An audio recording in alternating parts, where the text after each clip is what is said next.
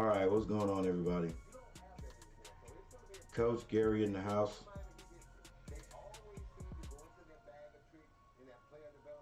And tonight, testing. And tonight, we are about to witness yet another new year, another new season with these Hornets. Everybody is hoping that this is going to be a good year. We're hoping that we made some good choices. I think we made some good choices in the draft. You know, I'm gonna go ahead and say this one time, and then I'm gonna stop saying it. I said I was gonna stop saying it this summer, but yeah, I wanted Scoop. Yeah, I wanted Scoop. I did. I wanted him. I thought he was the guy, the franchise guy, the guy to change the change the culture, change. You know, I thought he's that top guy you can build around. I know we got LaMelo Ball, all right, and everybody was like, that's the guy we got to build around, and he still is. He still is. But I mean, to me, you can't hurt having two guys at that level, all right. I know a lot of people are like, hey, well, but Melo's the point guard, and that's where Scoop plays. I think we could have made it work. You know what I'm saying? I think we could have made it work. You make it work where you need to make it work. You know, we all know that Antetokounmpo, they like to have him bringing the ball down, like the biggest. I call him the biggest point guard in the nation. All right, but with Dame there, he's gonna have the lion's share of the ball, I think, bringing it down. So Antetokounmpo can still get that ball out on the wing and then do the same thing. All right, he didn't have to bring the ball all the way down and do everything. So we're gonna see what happens. Mr. Z, he can definitely shoot. Yeah. What's up, Matt? It's Matt, right? I think it is. FaZe, what's going on? Hey, Coach, this is Nick. Oh, what's up, Nick? What up, Nick? FaZe. What's up, Nick? What's going on? But we didn't make a bad move getting Miller also. All right, get Miller also. So a lot of people were talking about best fit during the summer, not just the best guy. To me, I mean, I think you go with Scoop because that's the best player possibly, and we don't know how it's going to turn out. You know, didn't get to see Scoop play a whole lot this summer. Played enough, showed me enough. Miller, first couple of games, not too great, but came along. You know, it's going to take some people a little longer to get used to that level, that level of competition. You know, you're good in college, but then when you get to the pros, the speed changes a little bit, the size changes a little bit, so you got to work your way into that. It's just like my middle school football team. You know, a lot of guys on that team played recreational ball. Chuck. A lot of guys played recreational ball, and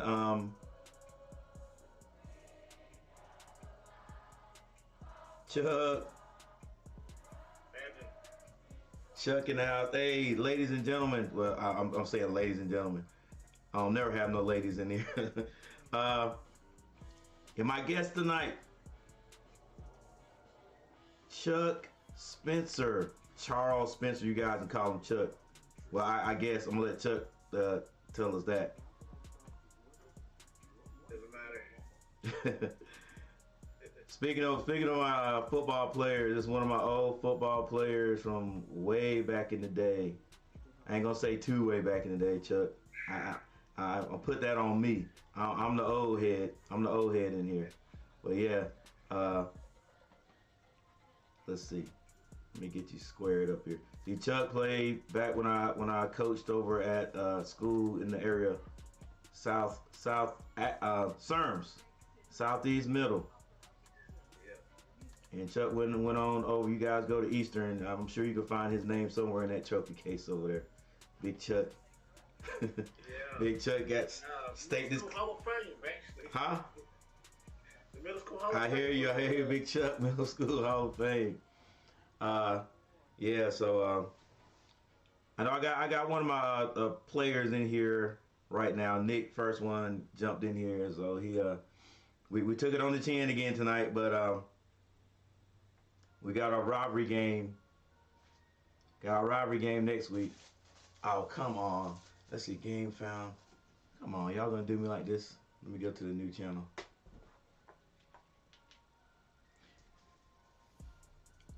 What's going on here?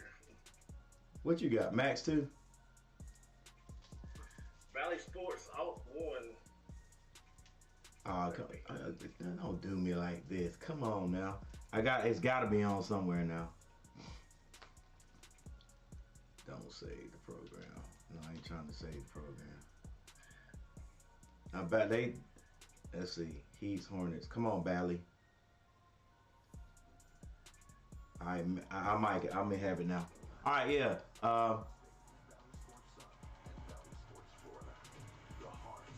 Here we go. Come on, Bally Sport. Yes, sir. We're good to go now. Michael Smitty, what's up? Michael Smitty in the house.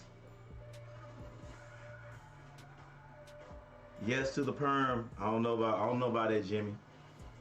Jimmy always did. He did. What did he do last year? He did something for at the beginning of the year. Some kind of hairdo he had that was kind of wild or something. But that's what Jimmy Butler does, I guess.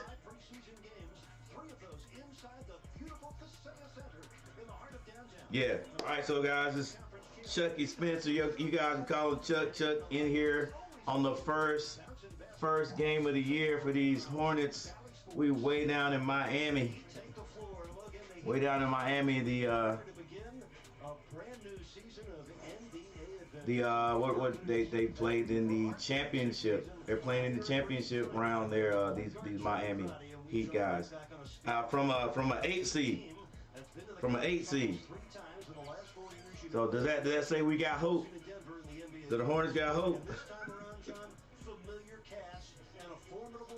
Well, now here just while ago, Fortnite is gonna have surgery. He's out. Hey, I hate you had to have surgery, but I ain't sad. I mean, he was playing anyway. let's get the young boys I saw in the summer league out here. Let's see what these boys can do. You know how Hornets like to send some of them guys down and let them play in Greensboro with the Buzz, not with the Buzz. What do they call? The Greensboro. Dang, what is it? Swarm. Yeah, Swarm. Play with the Swarm. They got to keep a couple of them up here.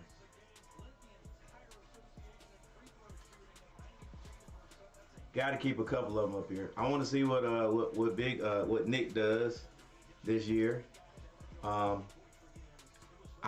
Look, first 2 years, I was ready to ship him out of there. I think I'm saying his name right. The other big that Hornets have. I think he came from Kentucky. Not Williams, but Richards. Yeah, Richards. Yeah, Nick Richards.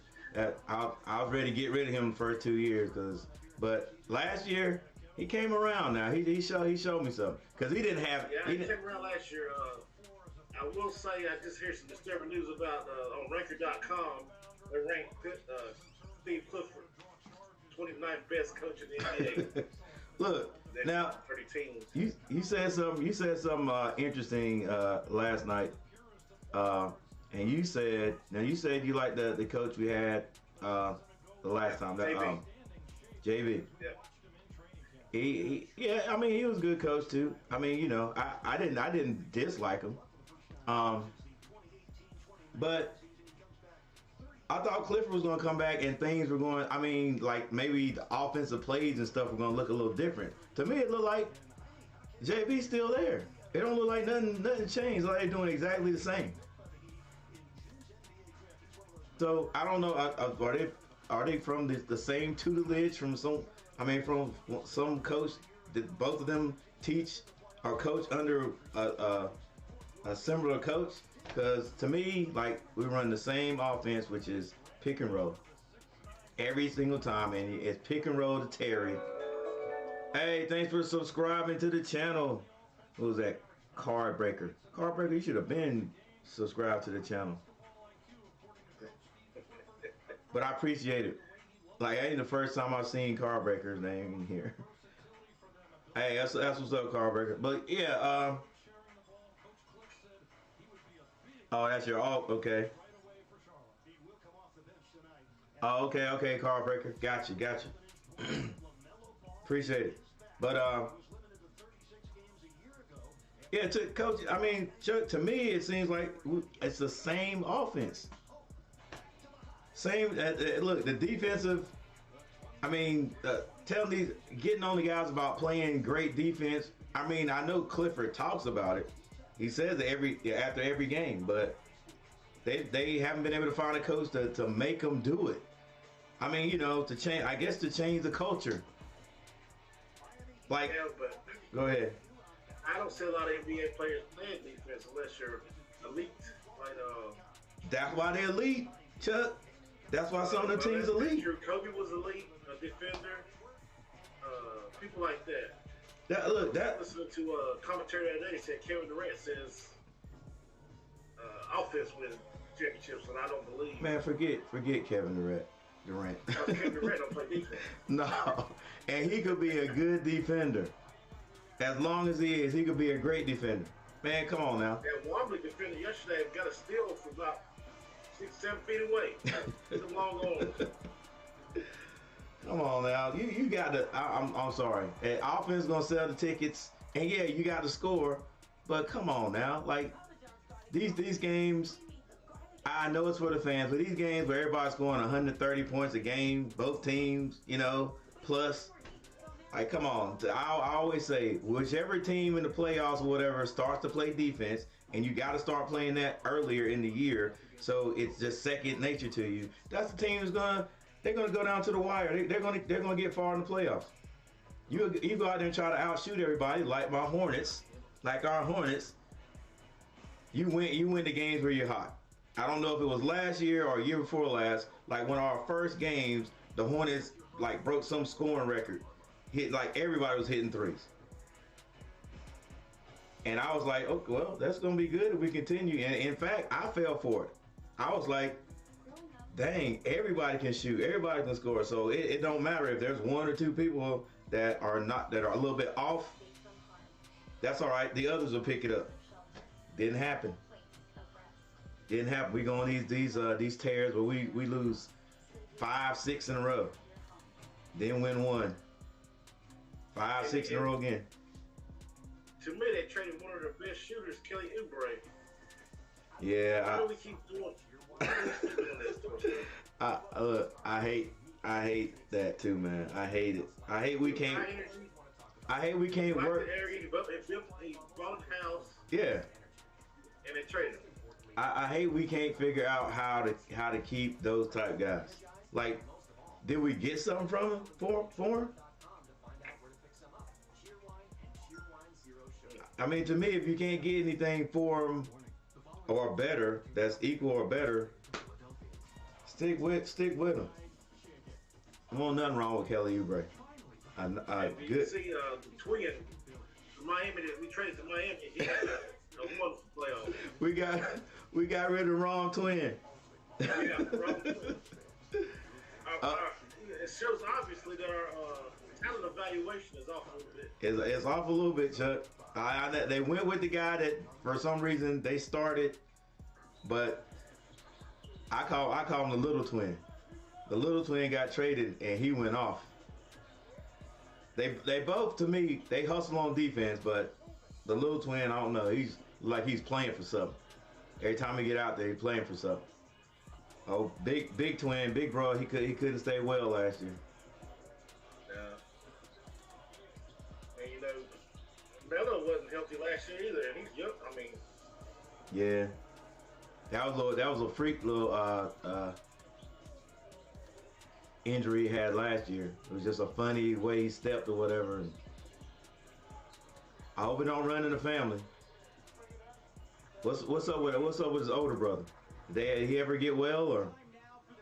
Did the Bulls trade him? Probably come back. He'll probably a couple games, but I'm not sure. I'm going to be optimistic, but I was optimistic about Carolina Panthers too. Yeah. I don't know. It's getting better, and we're not getting any better, but we do have new ownership. Yeah. So maybe somebody be held to the fire because of this. Yeah. I read that the coach from the Carolina Panthers wasn't having great conversations with the owner, Tepper.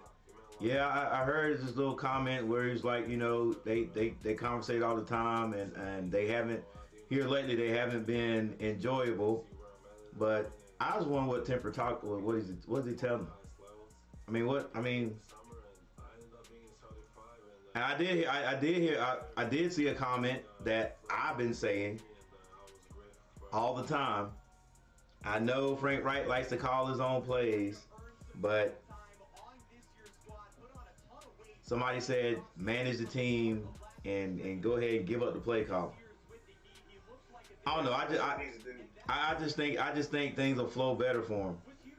Yeah, he needs to give somebody else a look at the plays because it's the 5 games of play calling hasn't changed anything. So give somebody some different ideas. Yeah, it's like, look, get a different tree. Let my man up top. Whoever Shanahan tree.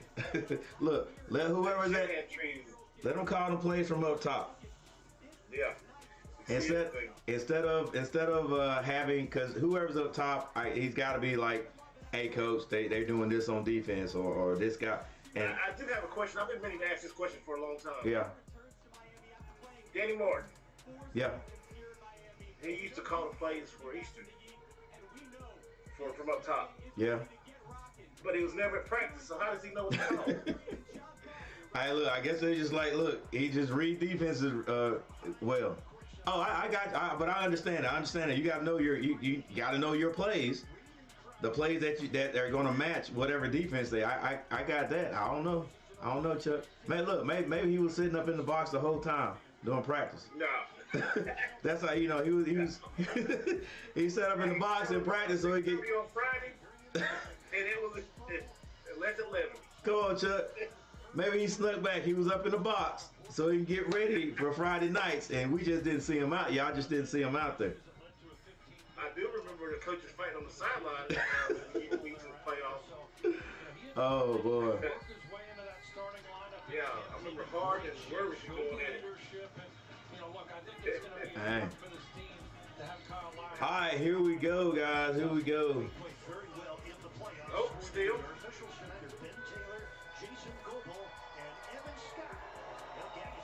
All right, you might be ahead of me, Chuck.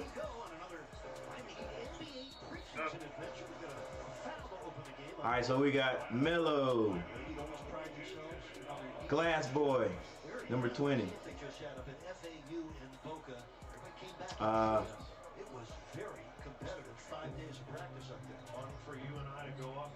Terry, Williams starting, PJ, Melo with the light green shoes on, misses. Where's Jimmy Butler at?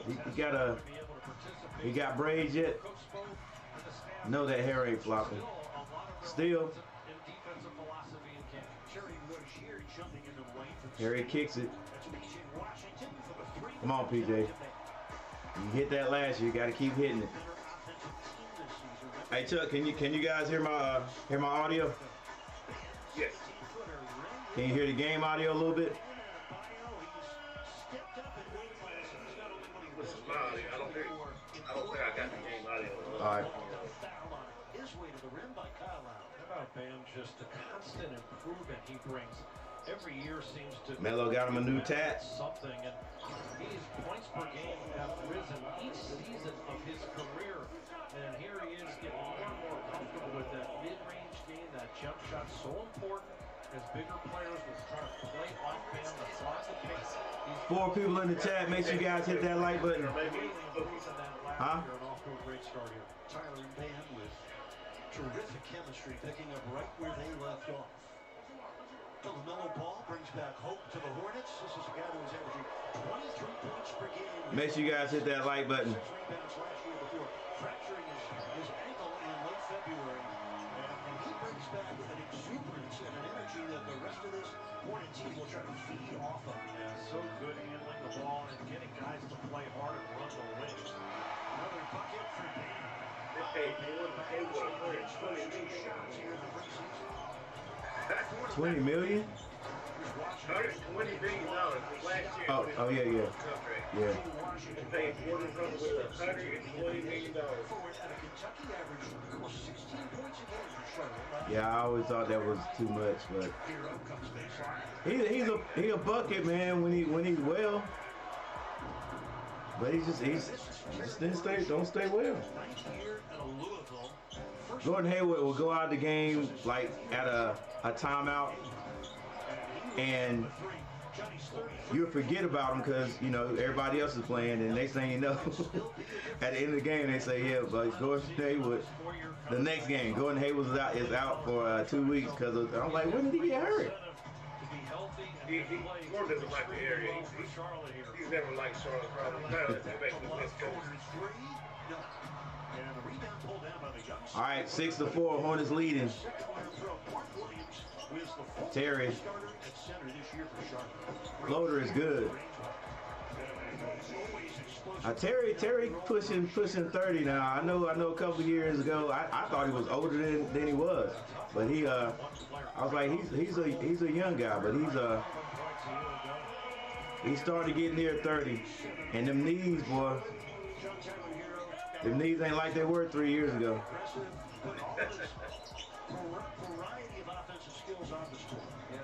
Gordon Hayward at the elbow. Foul. Reference to the open, Eric, I mean, led the association in free throw shooting percentage. And I think a big part of his game is going to be the continued ability to draw fouls. When people try to get physical with him, using his head and shoulder ball fakes, jab step type fakes to draw fouls and get to the line and be that scorer. All right, here we go. And also a facilitator. I don't see him coming in as a pure point guard. I thought the Panthers had a chance at the playoffs.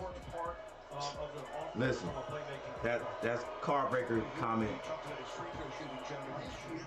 I asked somebody earlier before the season started that adding Bryce Young, did that mean the Hornets? I mean the Panthers would win at least 3 more games than they won last year. Everybody was like automatic. I was like, well, you got to have the pieces around you. Melo brings it down, 10-6 Hornets. 8:53 left. Melo on the right side, under the basket, finds Terry. Terry to the basket, misses, tips his own shot in. Speaking of Bryce Young, the Jalen Hurts, Cam, all those guys have to do a run. They just got more muscle mass. Right. Bryce might pick it up later. I don't see him running a lot with that football. I don't think that's one of his best qualities. He don't look like the type that is a scrambler. And it's unfortunate with the line he's got. It's unfortunate with the line he's got that he don't even, that's not his forte. But there's some other guys out there that don't scramble and can be successful. I like his accuracy. He just got to make. He is more accurate than Cam. He's accurate. He's accurate.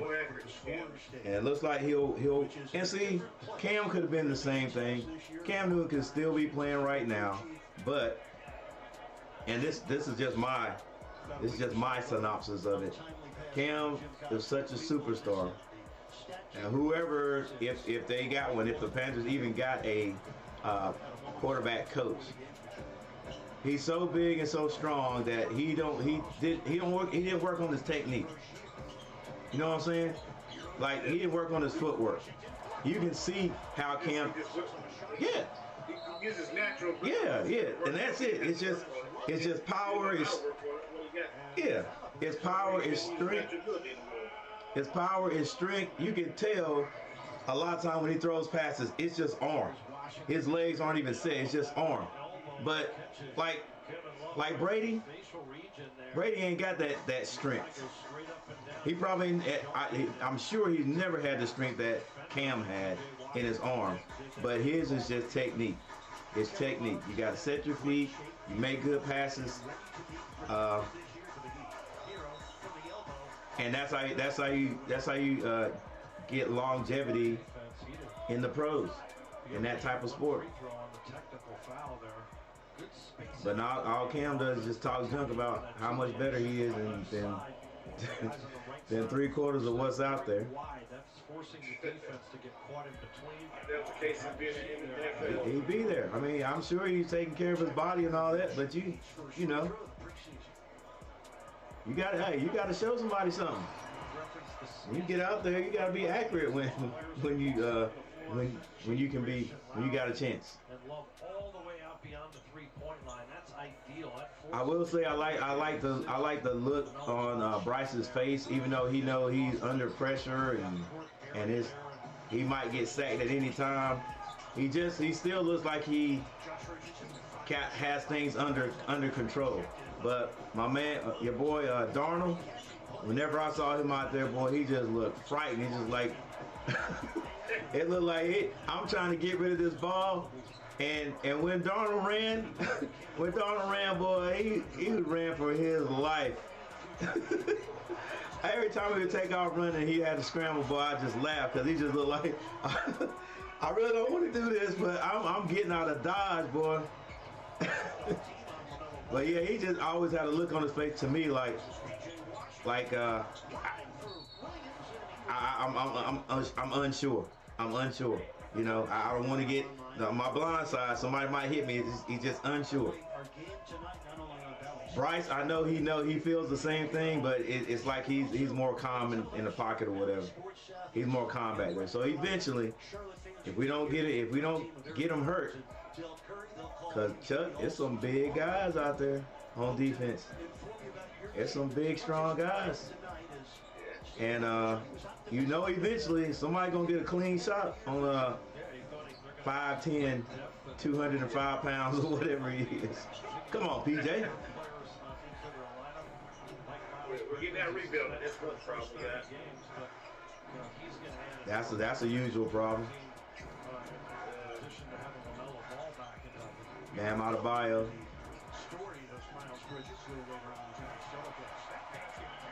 Who's that, Hero? Tyler Hero.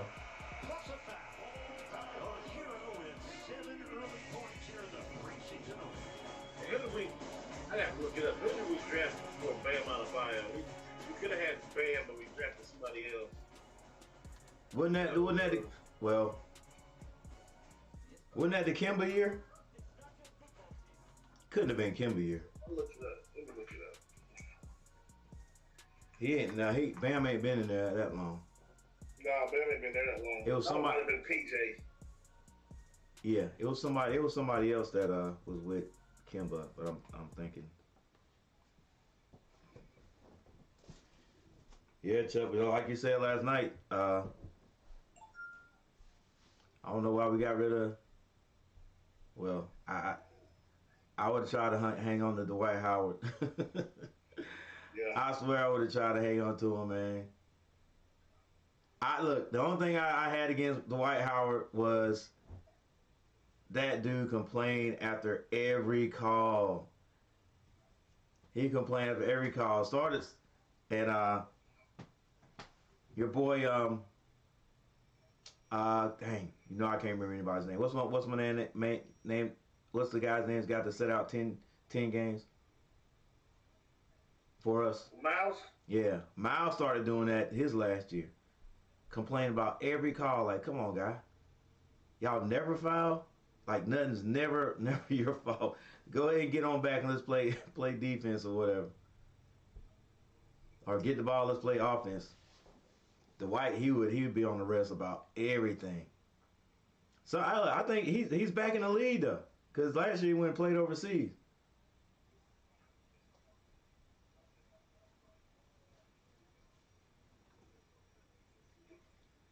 Hey Siri. Who does Dwight Howard play for? Here's what I found from Wikipedia. On You November still 21st, Talon? 2020, the Philadelphia 76ers I thought signed Howard to a one. They tried him out for the Lakers, but they didn't take him. Well, it said here Philadelphia 76ers for a one-year contract. Oh. I know I read something about he played that 1 year overseas and he came back. Oh, he was over there going off. He stayed over there 2 more years. He'd be a folk hero.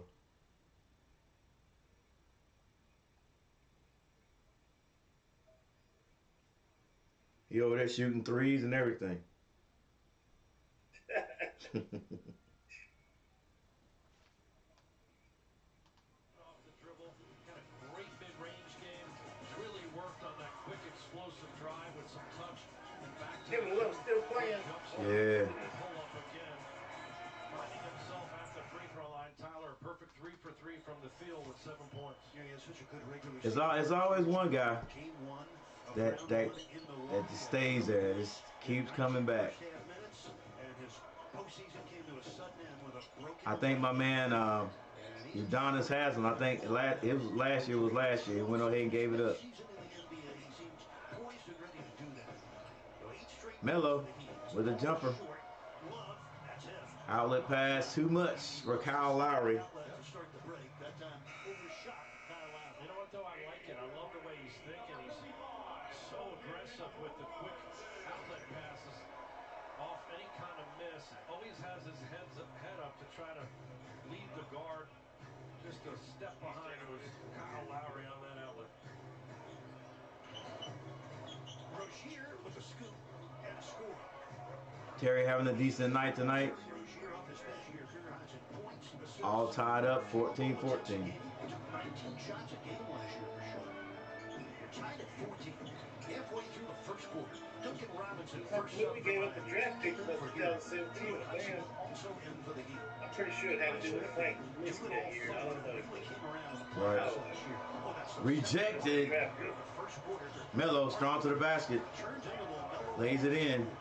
I really like what Mark Williams is doing, anchoring their defense right now. Doing a nice job cleaning up. That was Kevin Love trying to get to the basket with a floater, and Williams has got great length here in his second season, 7 feet, 240 pounds. He commits the foul on the Bam Adebayo jump shot. 21-year-old Mark Williams started 17 games as a rookie. He's the former ACC Defensive Player of the Year at Duke. 16-14, 5 minutes and 25 seconds left. Last 3 games, and Steve Clifford going with his young Chuck, man, you going on me? this year. Yeah, really looks promising, and picked up his production after the All-Star break, and in terms of getting to a double-double. What a nice fit with this younger athletic group to be able to anchor that defense. When you have a shot blocker like that, it really allows you as a defender to be more aggressive on the ball. You can pressure more. You can take risks on occasion. All right, 16-15, and it's now tied up. Bam Adebayo with the free throw. He averaged 14 points and 12 rebounds a game in the last 5.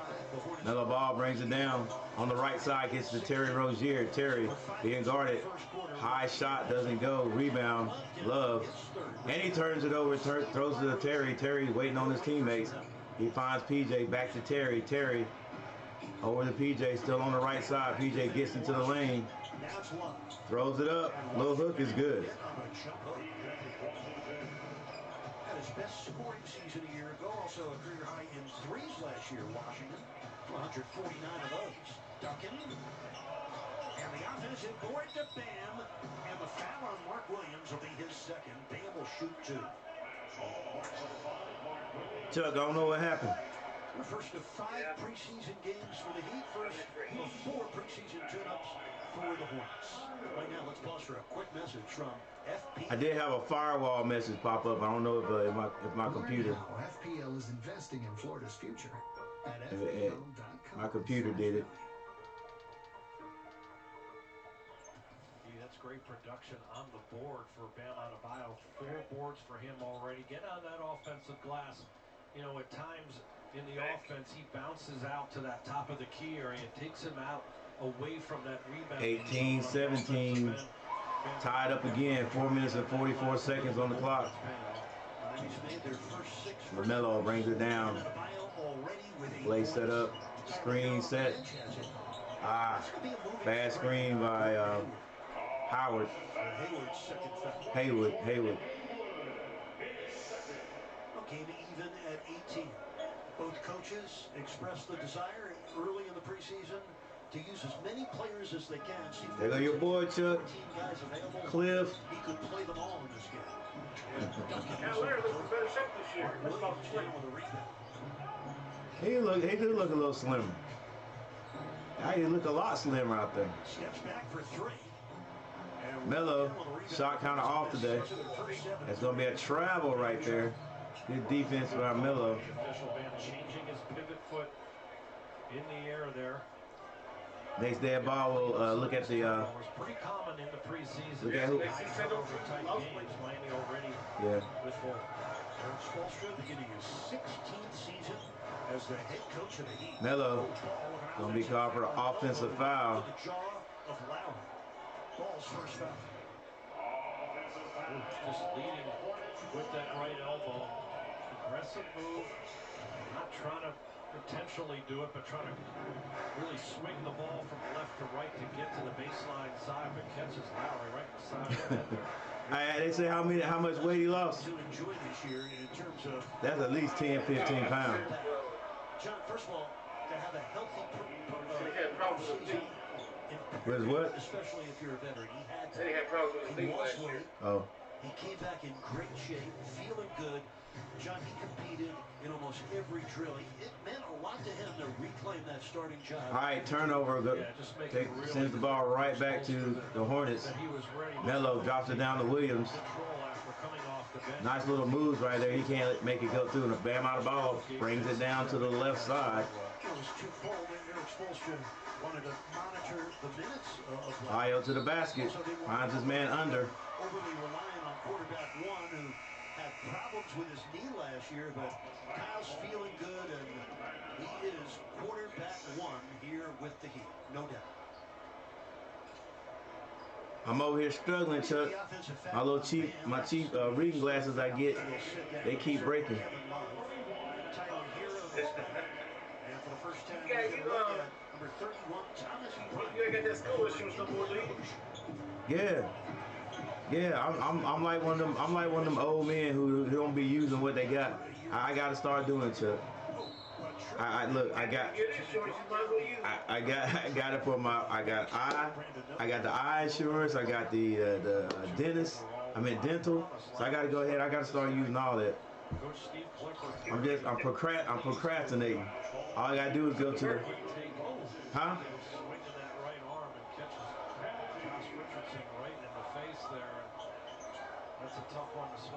All right, here we go. We got Williams out there.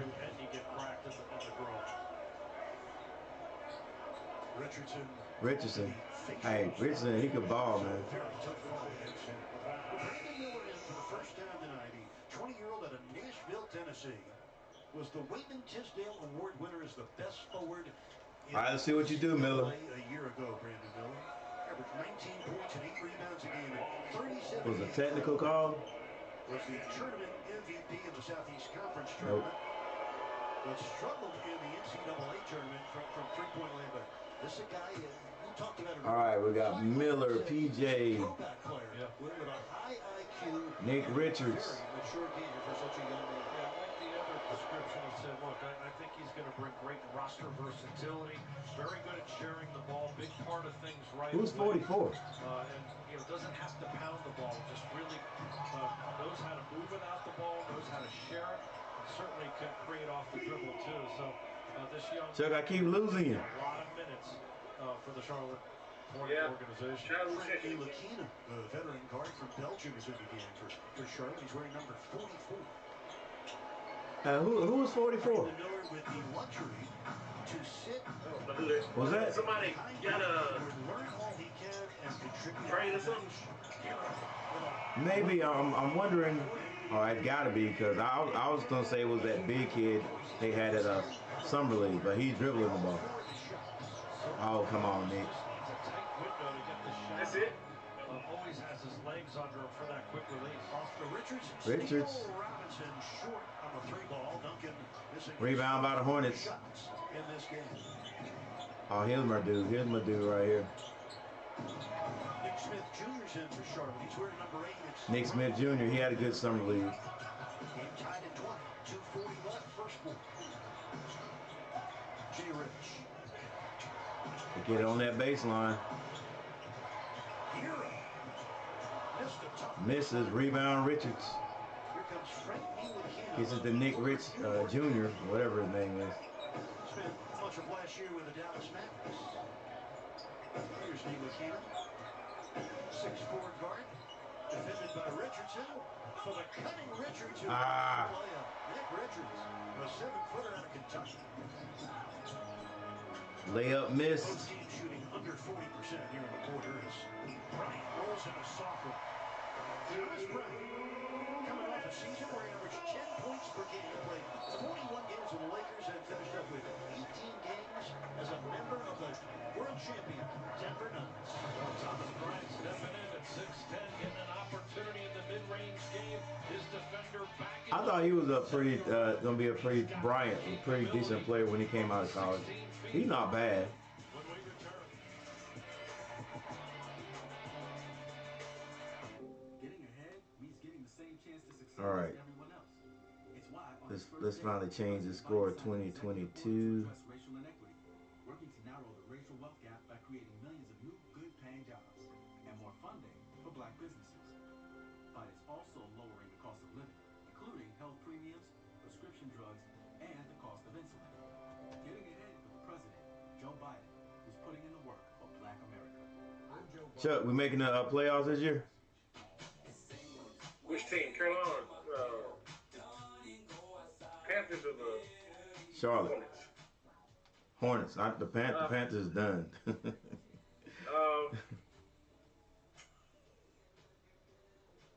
I'm hopeful. Yeah. I don't know. I got to see a few more games. It feels like every other team in the East has gotten better. Yeah. Yeah. 76ers have stacked the team. Dave came and got the Greek Freak. Yeah. Miami's always gonna be good. I'm gonna tell y'all, like, I think they're gonna be decent. I don't think they're gonna be as good as everybody thinks. That's Milwaukee. That's just Coach Gary's thoughts. So we'll see what happens. We didn't even get the playing tournament last year, did we? No. we finished second No. last. No, and then the 2 years before that, we bowed out in a playoff tournament, but we didn't even make it last year. They fired JB because he got out of the first round. We didn't even make it to the playoffs last year. Got rid of him.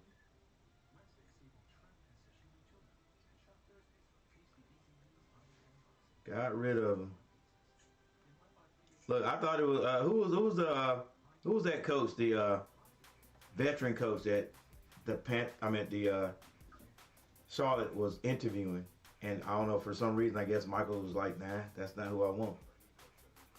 It was a veteran coach, like a well-known coach that was in the interviewing process. Then they end up picking my man from Golden State. Then he turned it down.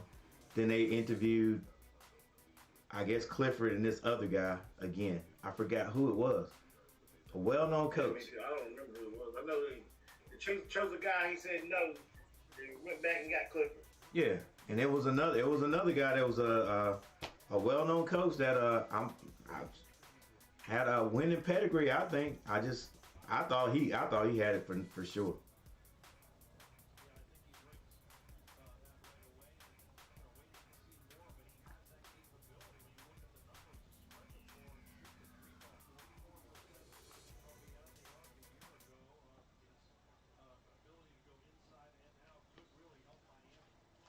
All right, for some reason I keep losing my guest, Chuck. 6'9" forward out of Auburn.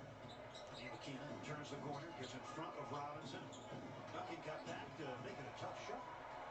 All right, shot missed. 10 points for here. 3 for Highsmith. Highsmith with a jumper. Would be Miami's first triple. Miami goes up by 2. I'll be changing the score on the dead balls, guys. That's a long. Nate Smith Jr. with a 3. He misses that one. Nate Smith Jr. missing. Brandon Miller gets it back. We get a whistle first. Rebound is going to be a foul or something on the Heat. Hornets get to take the ball out. Clock stop for. Yeah. They're going to let me coach basketball too this year. It's the girls, and I'm going to help out the new coach with the boys, but I'm looking forward to it. Thor doesn't know what's going on in the shot clock. And we could say it was just good defense by Miami. But also awareness of where the shot clock is, understanding that he can leave yeah, Chuck. there who's not. Listen, again, I don't know if I told you, but nobody wants to coach over there. Nobody wants to coach over there. So, and heck, I love it. I love it. We never have a whole lot of athletes over there. We never have a whole lot of athletes, but I love at least seeing these girls and guys go from knowing nothing, to actually being able to do a little bit of competing, or at least knowing what's going on. Because Chuck, that's what we get. That's what we get with the football team. I mean, we got quite a few 7th graders. So next year, we're looking to be decent. I'm serious. Like we had 29 guys, and then you're always gonna get some guys that give up and get too hard for them. And out of the 22 we got now, I would say 14 of them 7th graders. So we are 7th grade heavy. Yeah, it is. Cause look, they out there in the fire. They out there in the fire. Yeah, they gotta walk through it. Yeah, and the difference sometimes between a 7th grader and an 8th grader. How much different it is in a year. I never forget, and I know Chico ain't listening. You remember Chico, right? Yeah, Chico Korea. Yep. I remember Chico was a 7th grader, and that's when we were playing. That's when we played Liberty, when Liberty still had their team. Go over there and Liberty play on that ugly field over there. Yeah, they grow up playing Liberty. Look, I remember Liberty was beating us so bad one time, and we was like, okay, well, we might as well let everybody play. I looked back there at Chico. I said, all right, Chico, get in. Chico looked at me and said, I ain't going out there. Chico said, I ain't going out there. He said, I ain't going out there. He said, I ain't going out there, boy. Them boys is hitting. Chico said, I ain't going out. I said, what? He said, I ain't going out there. I said, all right, Chico, I'm done. I'm done with you. Look, I ain't say nothing else to him the rest of the season. Like, he wasn't my main guy to go mess with. Cause I was like, he didn't even go out there. At least I would have went out there, scared of nothing. At the end of the year, Chico came to me. Like, he felt it. He felt I was like about done. He came to me. He said, Coach, I'm gonna be your best player next year. I said, all right, Chico. I ain't think nothing of it. And Chico came back. He was decent. He became a starter. He was hitting people, and I was like, after that, I was like, man, anybody can turn it around. Cause Chico said, I ain't going out. He looked me right in my face. He said, I ain't going out there. He said, I am not going out there. Call attorney John Boy and Associates right now. Proud partner of the Atlanta Braves. And this is the most haunted room in the house. Steven, Yes, darling. I tire of haunting people. Here, try this. All right, so we got a score of, it's 22-25, and the Hornets playing some of the new guys, some of the draftees. Feel the power of a win with Let everybody get a little bit of a taste out there. Now the Nate Smith Jr. kid did a really good job in summer camp. And a lot of people say if he hadn't got hurt, I think he hurt a knee or something like that.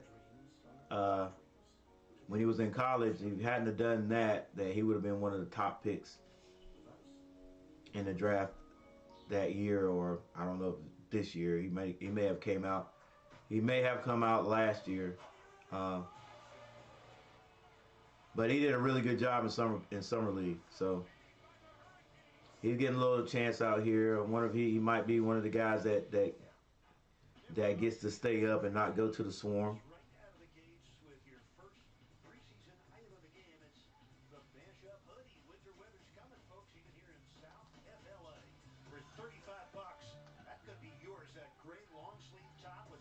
All right, we're missing Chuck. He may have given it up, but I'm sure he'll be back here shortly.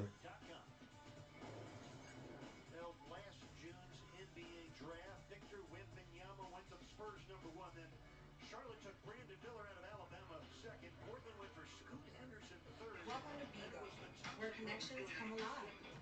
Anytime.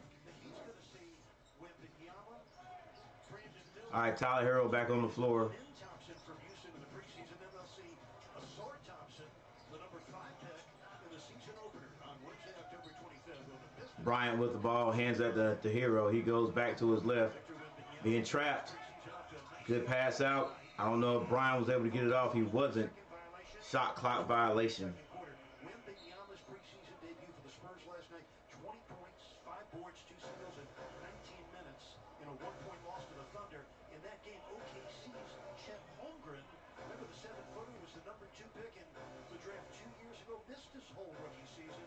He had 21 points and 9 rebounds in 16 minutes last night. Yeah. Sort of a Chuck's back. very near future for those two franchises. Yeah, really talented guys on both sides. And I think of that OKC team with Holmgren and Shea. Yeah, Chuck. If Alexander and the All-Star caliber if things work out, see, I don't know. Do you know Brian Gallimore? That team could hold the Yeah.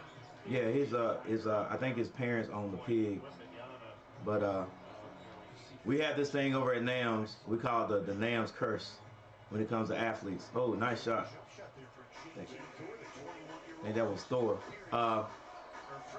NAMS curse consists of whatever could go wrong with athletics as far as kids moving or whatever, or not being eligible, it happens at NAMS.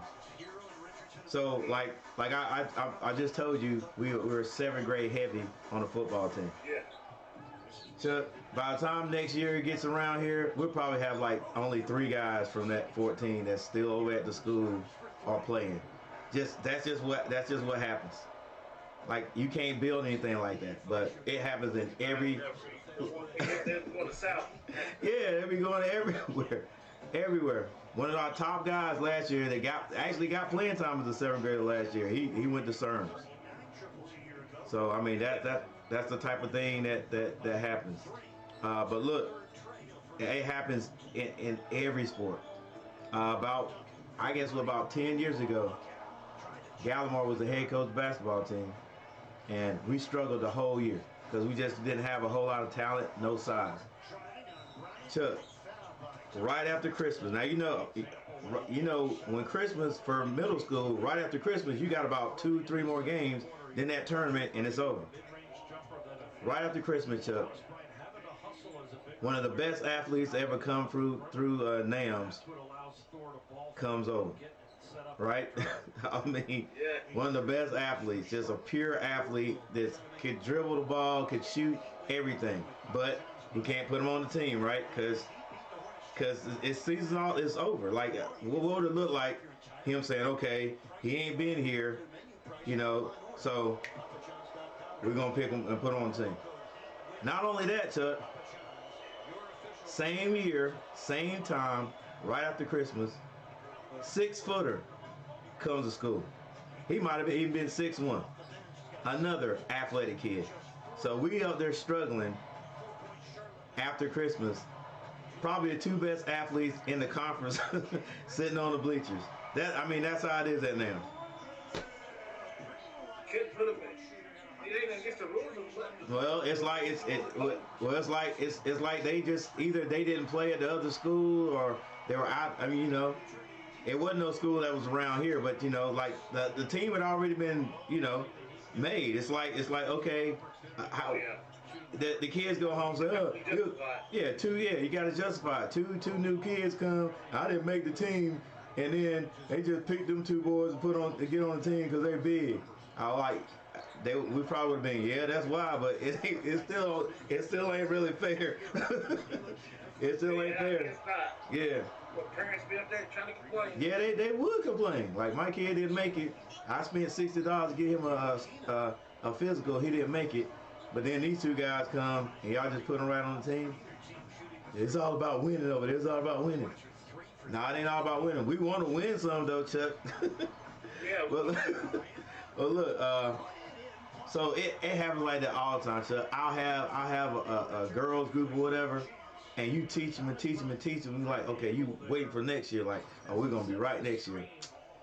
Them fools, them parents will go. They'll move or something. Something will happen. Something will happen. Look, this year, this is even before season starts, Chuck. And I've had some girls that I do some workouts. I did some workouts at the end of the year last year, and you know, they're looking decent, coming from like knowing nothing. But I had some girls that came out, and so we got a little nucleus right there. And then Chuck, look, it was another little girl that transferred from Sam's, and I don't know who wrote this email or whatever. The person that wrote it, I don't know, but it was screenshot to me talking about this girl, a 6th grader, coming to NAMS. They already said, look, she's better than anybody at NAMS. That rubbed me wrong. That rubbed me wrong. Like, give my girls a little credit, but they already said she was better than anybody, and she had NAMS. So I'm just waiting for I'm waiting for it to get sent to another school or something before basketball season starts. I'll wait for it to get in trouble and get suspended or expelled. Chuck, that ain't it, Chuck. That ain't it. 3 weeks ago, maybe 4 weeks ago, I'm sitting, you know, I work 2 days a week. I'm over there, I'm chilling. In the front door comes a man. He about 6'4". Behind him come a woman, 6'1". Literally 6'1". They go into the office. Well, the lady I was sitting beside, Miss Paula, she said, was that a girl? Is she coming to this school? So I went in the office. It's a girl at our school that is 6'1". So I'm not talking like gangly. You know, this girl is filled out. I go watch her in PE. She can run the floor. She's athletic. She's just, you know, one of the people, you know, you look at somebody, you can tell they're athletic. She just running around slapping the net with no problem. Now, you know, because you know, back in the day when the girls were tall in basketball, they didn't jump. They just stand there like that to get the rebound. If you ever went to a middle school basketball game, they stand like that and get the rebound. The tallest one will get the rebound. Yeah. She jumping and stuff. Chuck, I went and gave her a physical. I said, look, you take this physical, you tell, I said, whoever, you stay with whoever, you get that done. She was like, well, now she said she played last year at some school. She said the team she played for was real sorry, and she said she wasn't going to play for another sorry team. I was like, well, whatever, you know what I'm saying? And she started asking about what our girl did last year. You know, that's what we did last year.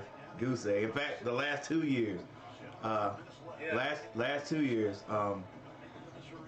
But again, we got kids that they just come out because it's basketball season. They never picked up a basketball. They ain't like the girls that grew up when you was in middle school. Where they played. The girls when I grew up, played in rec leagues and all that stuff. It ain't no girls like that. But see, that's why the girls I've been working with, they're coming around. You know, I mean, but the other day she came in the hallway. I think she was just playing around when she said, Coach, I ain't gonna play this year. And so I was like, well, you gotta do what you gotta do. And then I kept moving. I kept it up the block. Right? The same day I was in the cafeteria.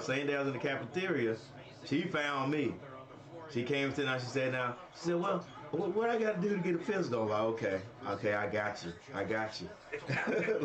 I said, look, I'll tell them, look, you go to first care or whatever, get that physical. I said, look. She said, well, I don't know, I can't. My dad, my dad. I said, who you staying with? She said, my stepmom. I said, look, you tell your stepmom to call here. Call over to the school, talk to Coach Gary. We'll figure out a way to get you a physical. Yeah. But we'll see, Chuck. We'll see. And look, she might get out there and stink, but she's taller than everybody. So look, and look, even if she don't jump again, even if it was just a figment of my imagination, and she's standing getting rebounds, just to have that out there with these other girls we got. I ain't gonna talk no more. We just gonna. Halloween's the first day of practice. We're gonna get after it. We'll see what happens. I might have misunderstood you earlier. You said Miss Call. Did she come back? No, Miss Call is we got Gross Close. You know any Gross Closes? Gross Close is the Mr. Gross Close that comes from the Now Gross, that's probably his that's his son, that's his dad. You probably talking about his dad. I only know one Gross Close, so that's. I don't know, maybe he did. He probably did. But I only know one Gross Close, and he was a teacher, and he did coach something. So then he moved to Asheboro because he was Chet's coach in basketball, and he moved to Asheboro. What's up, Angel? Miss Workman's daughter, Principal East Randolph. Yeah. Angel, coach my leg. Oh yeah, Angel. That's what happens, man. Look, that's what Joey talked about. One of my players right there. That's what Joey is always asking about mustard for. But yeah, it's like you just had a hard day of work. That's why your legs cramping up. All you can do. My mama uses mustard, but I know they used to give us Tums. Yeah, Tums? Stuff like that, but mama always uses mustard. Yeah, they coach. Tums and Gatorade and Powerade. Yeah, coach. Somebody used to tell me, Coach Farmer used to say bananas. Yeah, bananas. They gave us bananas before the game. Yeah. It hurts. It's my time. Dang, you ain't never had no cramp? Chuck, look. We turn these boys into men. Cause without this football, they wouldn't experience it. So my boy right here, Angel right here, he told me he never had no cramp. Hey, the worst thing, I remember, I'll never forget it. We never did them in high school, but one time in Southeast, Mr. Gary was coach, him and Martin. And I had never experienced anything like it. It's called gassers. Oh, look. That's how I remember the name. It was so ingrained in my mind. I was like, what's a gasser? Right up on the line, I said, okay. And then, we're running across the field. Running across the field, baby. Back and forth. And then, do it again. Run back across the field. I said, no, this ain't going to last. Like, no, Chuck. Back across the field. Yeah, Chuck, you ain't quitting. Chuck, you ain't quitting. Hey, it was crazy. Hey, we only get them one time in high school. And when they said gassers, I was like, here we go again. See, I was in shape in high school. Yeah, Chuck. You slim. Yeah, you slim down. You started slimming down in the 8th grade too now. Yeah, I started slimming down. I lost 71 pounds. Yeah, see, you're one of them guys that I'm talking about. Like, you can never look at a kid in the 7th grade and then tell what he's gonna do in the future. In my 7th grade year, my 8th grade year, I had lost 71 pounds. Yeah, and Chuck was hitting the weights too. You could tell the way he was walking around. Chuck was nice. Yeah, hey Angel, let's see. Hey, Angel, look, it depends on how it gets in there. Like if you let it lock, and like where I get them in my legs, and so what I do is I can feel it coming on, and then I'll stretch my leg out before it locks. But if you let that leg stay and it locks, all you can do is just massage it, because it's gonna stay there until it leaves. That's what cramps do. But hey, it's about like when Coach says, yeah, that's what it does. It locks up. It locks up. You probably didn't know what was getting ready to happen, or you would have tried to stretch. Well, was it in your leg? Okay, it was in your legs. You would have tried to stretch it out first. The worst case of cramps I ever had, we had a blue and gold game at A&T, and evidently I didn't. Chuck, they would all tell us to drink pickle juice too, because it got sodium and stuff in it.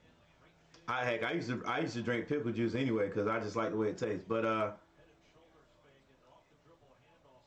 in the back of your leg, yeah, that's the worst place. That's where they occur. It's not too many places it can occur in the front. If you get it in front of your thigh, you can massage that out pretty good.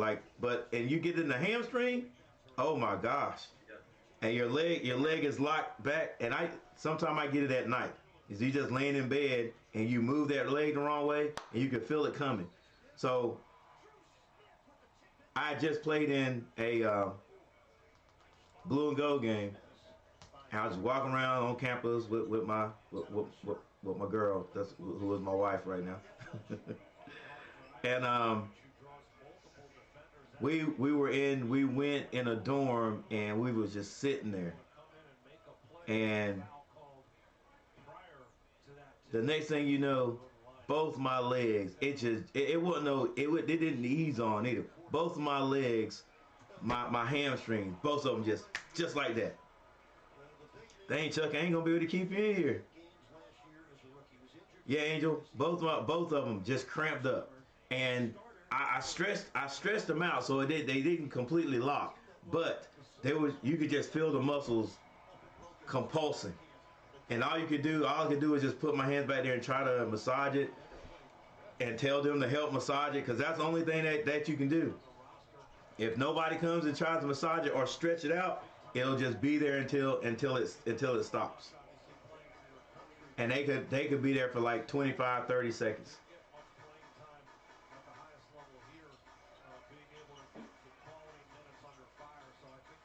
Angel, look, it's gonna be like that. Look, cause you gotta think about it. After those muscles contract and they're just compulsing, it's like, I can't even describe what it's like. It's I'm not gonna say it tears the muscles, but it overexerts the muscle.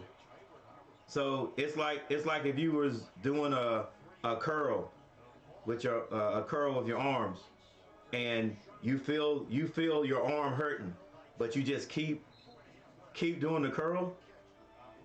You keep doing the curl until your muscles tear.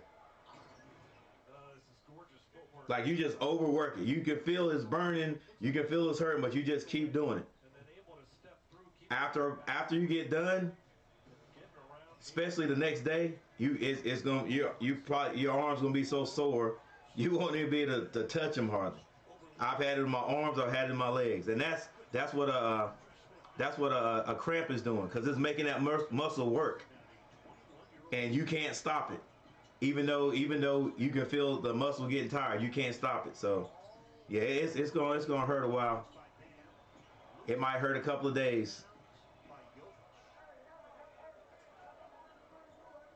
But yeah, you got the way you overcome that is before the game, like before practice, because in practice we want y'all to go 100%, and that's another reason why I want you to go 100% in practice.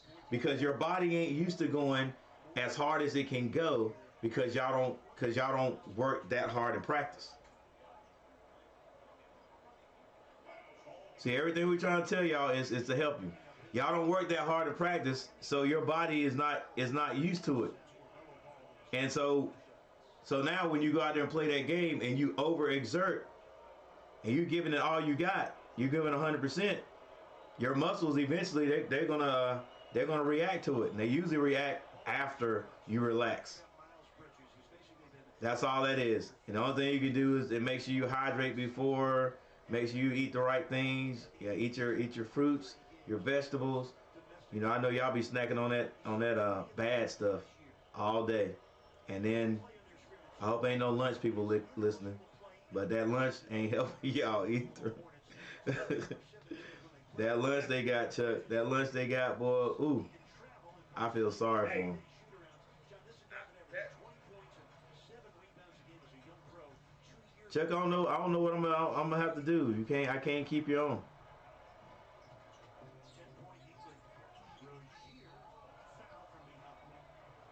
everybody else would eat French fries every day. I'm telling you, you got to eat right. You're gonna be an athlete. I would never get them in high school. I think I might have got one cramp in high school. But what he did say some positive things in regards to Bridges. He said he's just such a hard worker and he wants to make it happen. Well, And that obviously goes a long, long way because you need that kind of attitude. He said he's a great worker and I teammate. just squeezed my leg and it started. For real. Too much grease on the floor. To start the season. Oh, too much grease on the food. Yeah, y'all. I gotta. I mean, I'm gonna see if I can. Come on, just pick it up, guys. Bam loses it.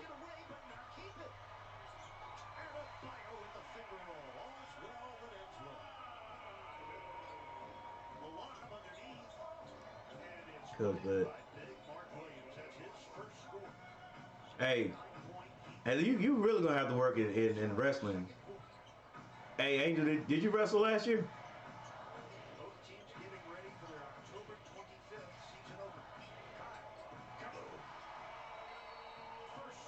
Chuck, I keep losing you. yeah, can you hear me? Yeah, Yeah, that wrestle's a different muscle. really is. Look, I wish I could have wrestled in high school, but they didn't. The 3 years I was in high school, they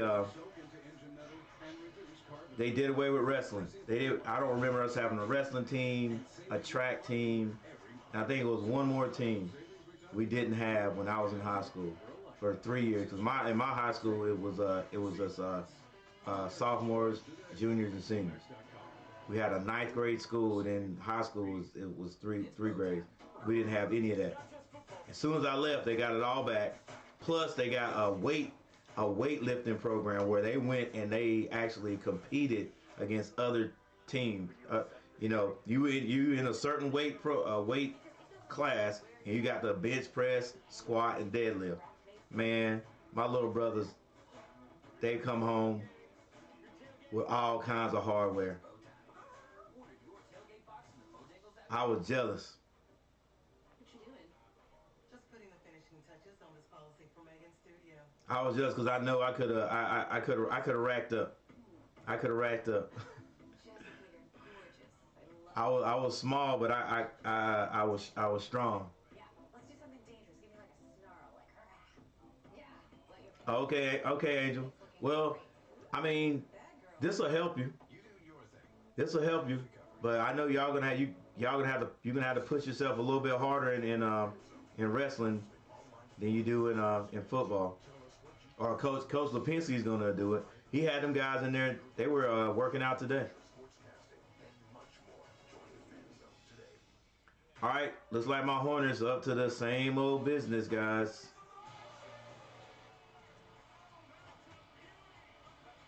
Not playing any defense.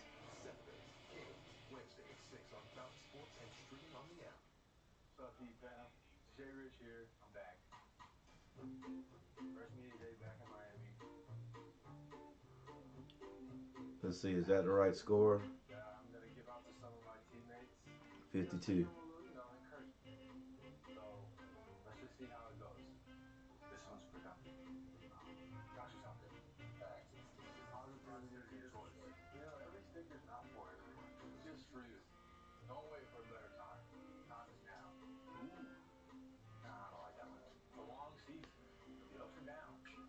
All right, Chuck.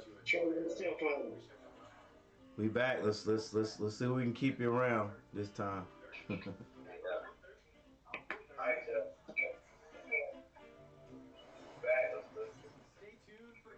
I got a little echo on your side there, Chuck. Yeah, let me cut one of them off. All right. All right, Angel, I'll see you. All right, let's see if these Hornets can figure out a little bit of defense. They throw it down to Mark Williams.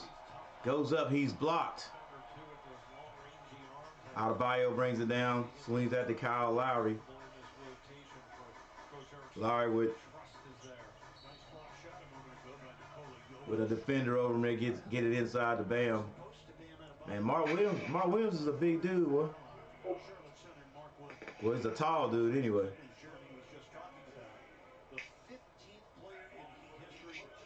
Yeah, we ain't changed, Chuck. It's same old Hornets team. Same old Hornets team.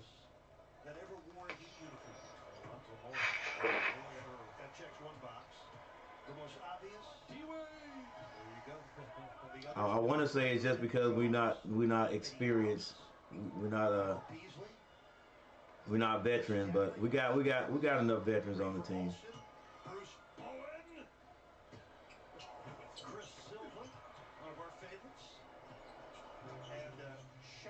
Hey, what's this? This LaMelo's fourth year, ain't it?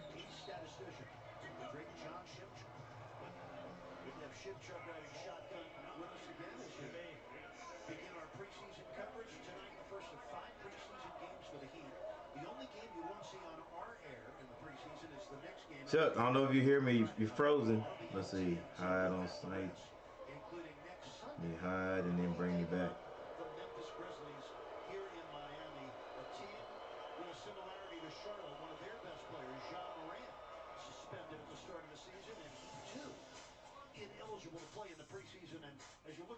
Yeah, you're frozen, Chuck.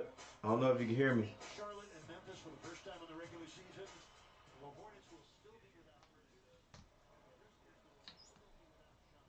Let's see.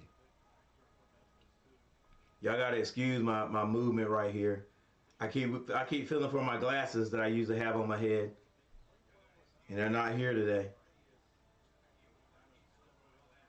Come on, guys, let's go. Let's see.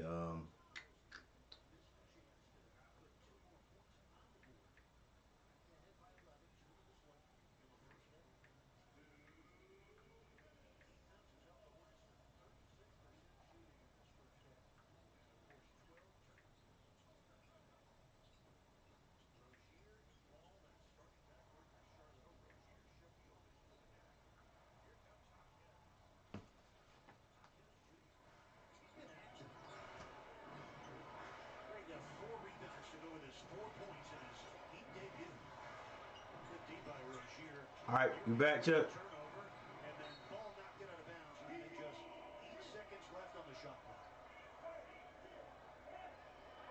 I just can't hear you.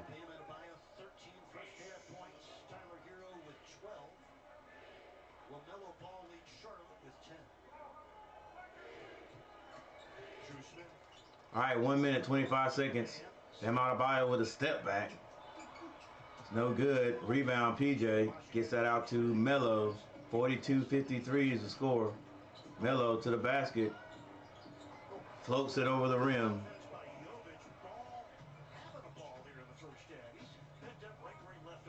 Did Melo get a tattoo on his neck? Yeah. Yeah, I told you he had. I know he said he had a tattoo, but I didn't see that. Yeah, had some new ink, and it's red on that light skin. Lead pass to Melo. He passed out to Terry for a three. Terry sinks it. That's a man that twice in his career has made 222 triples in a season. It's his first time. Yeah, they play well when they play quick. When they get it. Shot is off by the Heat. Terry with the rebound. Can they be smart and oh, Melo, you better hit that. You shot it, you better hit it. And the Hornets right back in this one. Possessions for them. Heat defense not able to recover, first getting back for the layup, next being able to match up on the open three from LaMelo Ball. 14 seconds left. Layup is missed. Rebound Terry. Terry kicks it. Gordon throws up a wild shot. Rebound. Mark Williams with the dunk and the foul. I don't think they gave it to him though. Yep, they did give it to him.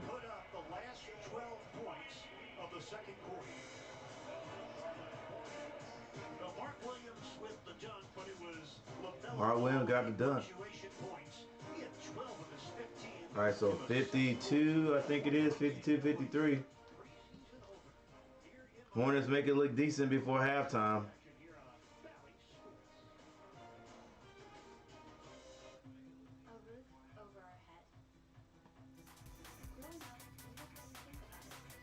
All right, let's. Ooh, what am I doing? Oh, I thought I had lost everything. All right, here we go.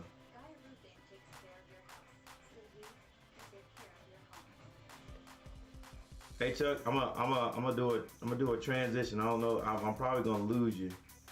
All right, But take a little break. all right.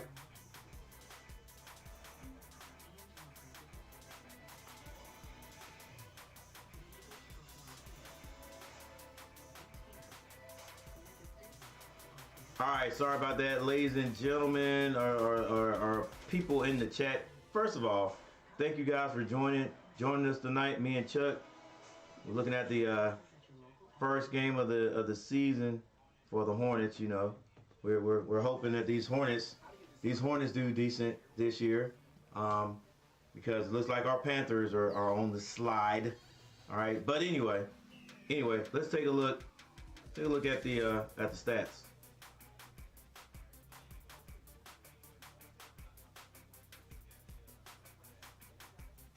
All right, here's your first half box scores. P.J. Washington, he has 7 points.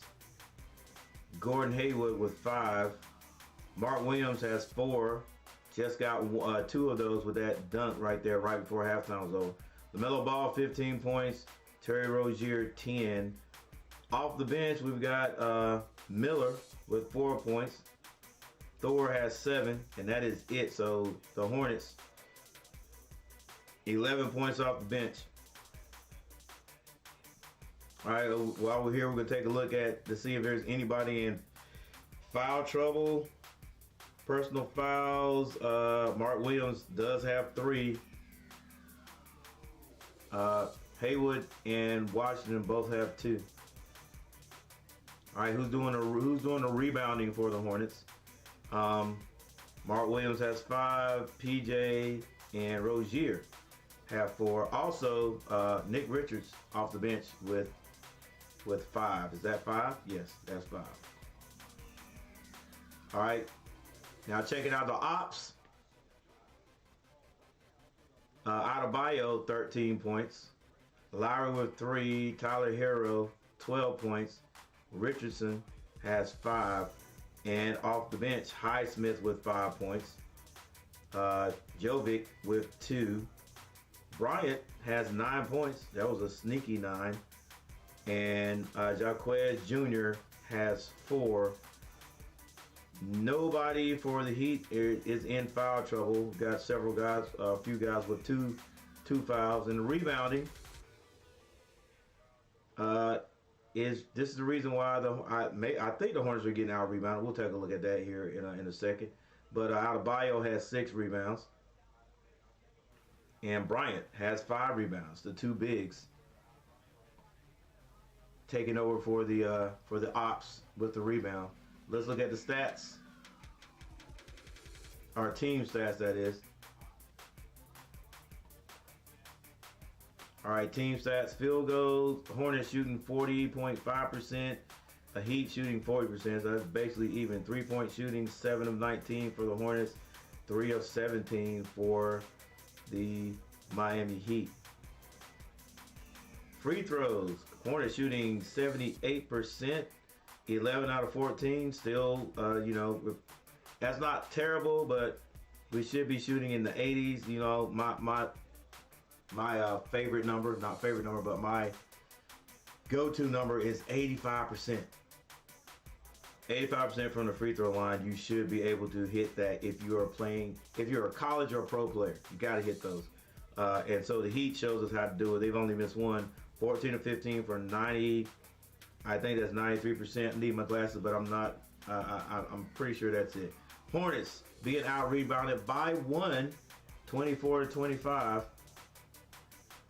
There's your assists. And the assist basically for me just shows me which team is sharing the ball. All right, so you got 10 assists for the Hornets and 11 for Miami. Not bad, not bad. Steals, blocks, turnovers. Wow, both teams already in double figures. Hornets have 12 turnovers and Miami has 10. And I guess you should expect that first time back, first game. Points in the paint go to the Heat, 18 to 16. And the largest lead by Miami was 16. Hornets have gotten that all the way back down to 1.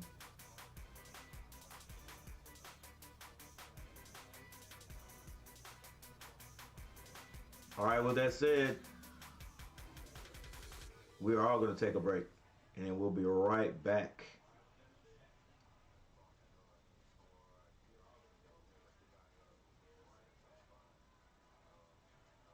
We'll stay here until we get back.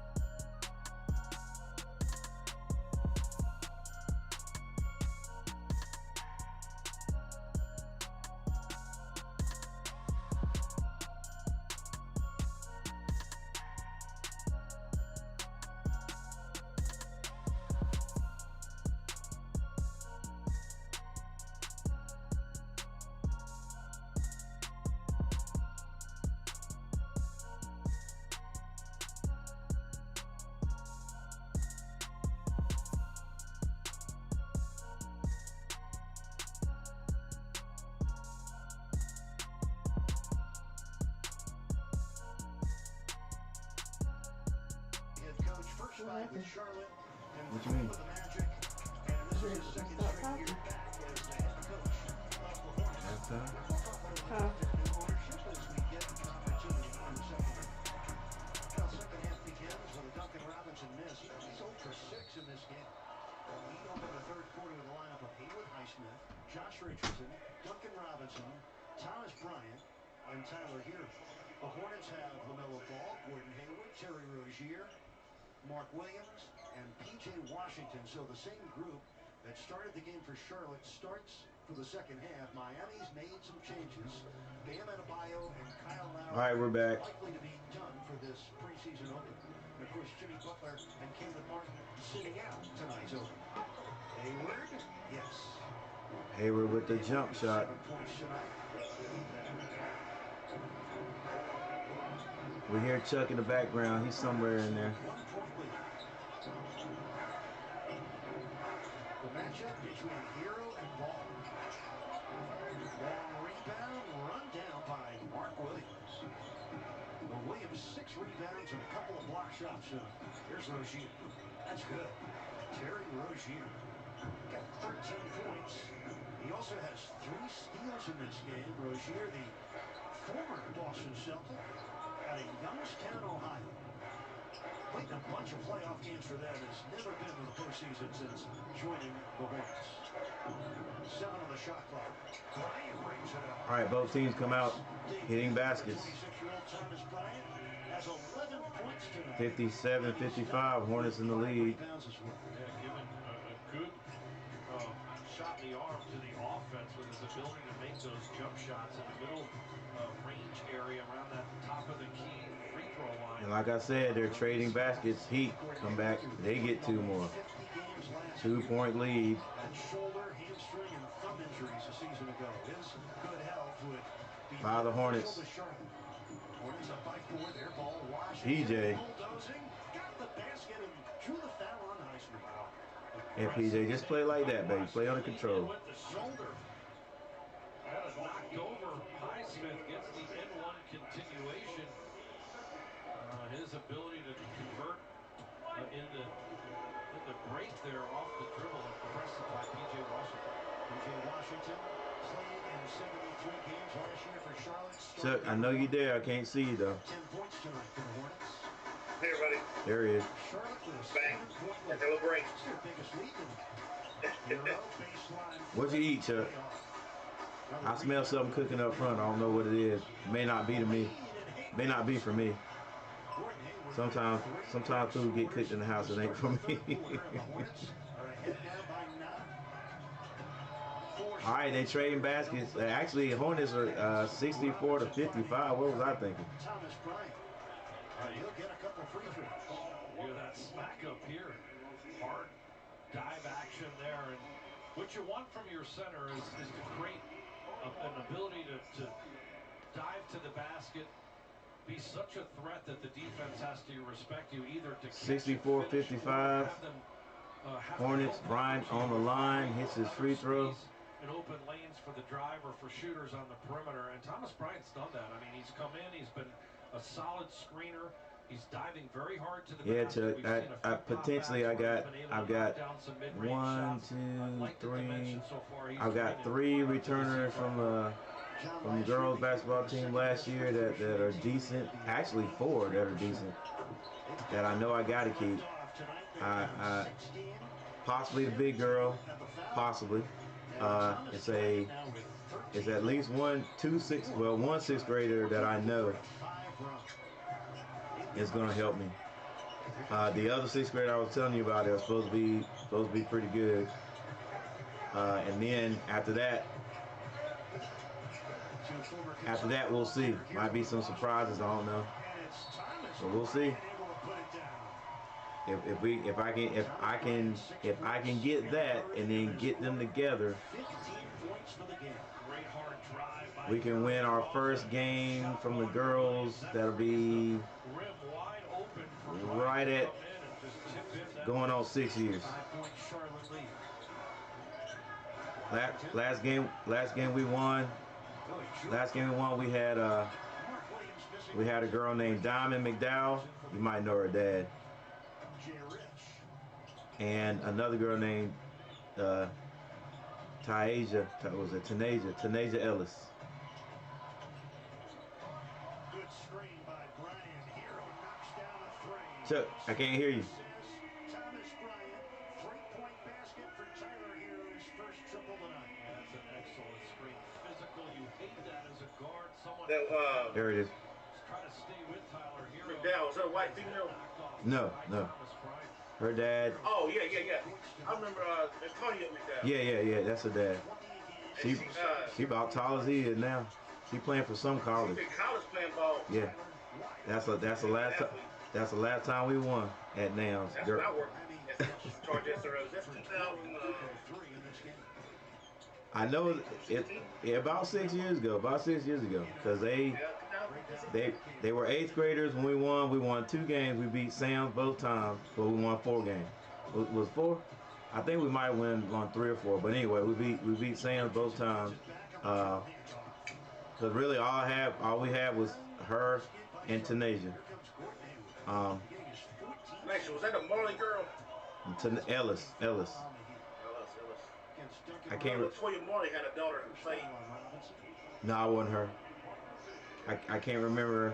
I can't remember her. She got a couple of brothers. I can't remember her brother's name. Toya Marley had a son that played. It was somebody in the Marley. Yeah, Tanaja was. Diamond was tall. She was decent player too. But Tanaja had the handles and everything. She'd break your ankles in a heartbeat. I wouldn't, like in high school. I wouldn't go out there and play defense against her just to be playing around too. I wouldn't do that because I know how I am. I know I go for a fake and my old tail be on the floor. That'll be all she wrote. I never live that down. I'll be 85 years old in my wheelchair. She'll still talk about that. Never catch me out there. Look, the closest I ever got caught out there was you remember Tony Ratliff? Well, he went to Ashboro. Yes, I did. He went to Ashboro. He was a pretty good ball player. Yeah. And Tony came through NAMS. First year he was a 7th grader. He was like probably one of the best 7th graders I coached in basketball. I think from as far as a guard, because before him, I would say Eric, EP. But Eric Patterson, yeah, as a 7th grader now. Tony was a little better than him, and I made the mistake of getting out there trying to guard him. No, Eric Patterson quick. Yeah. I played. Eric was younger than us. He played us on the court. Yeah, he was a tough little dude, man. If he had a grown some, really got some size on him, he had the skill now, and he was tough. He was tough. But I got out there and tried to guard Tony, boy. That fool put a move on me, and I ran past. I ran past. He said, "Where you going?" I said, "That's it. I'm done. That boy snatched that ball back so hard, and I took 2 steps that way. He said, "Where you going, coach?" He said, "Where you going, coach?" I said, "Nope, I don't need to be playing against this dude right here." Made me fall. That'll be it. But he always give me credit.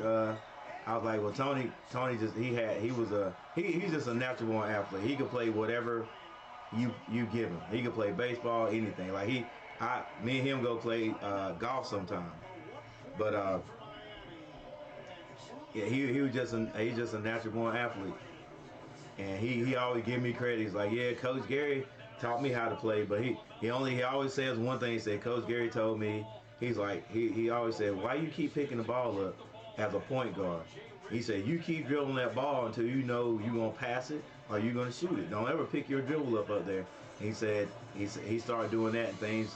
So at least I taught him something. But dude, he's just a natural athlete. He's natural. He'd have picked that up anyway. President Biden signed an executive order to address racial inequity. They used to catch up to you trying to play basketball. I ain't gonna lie. We'll catch up to you big time. Look, I was okay up until till COVID hit, because I was still during basketball, right after basketball season, I would start going to the Y.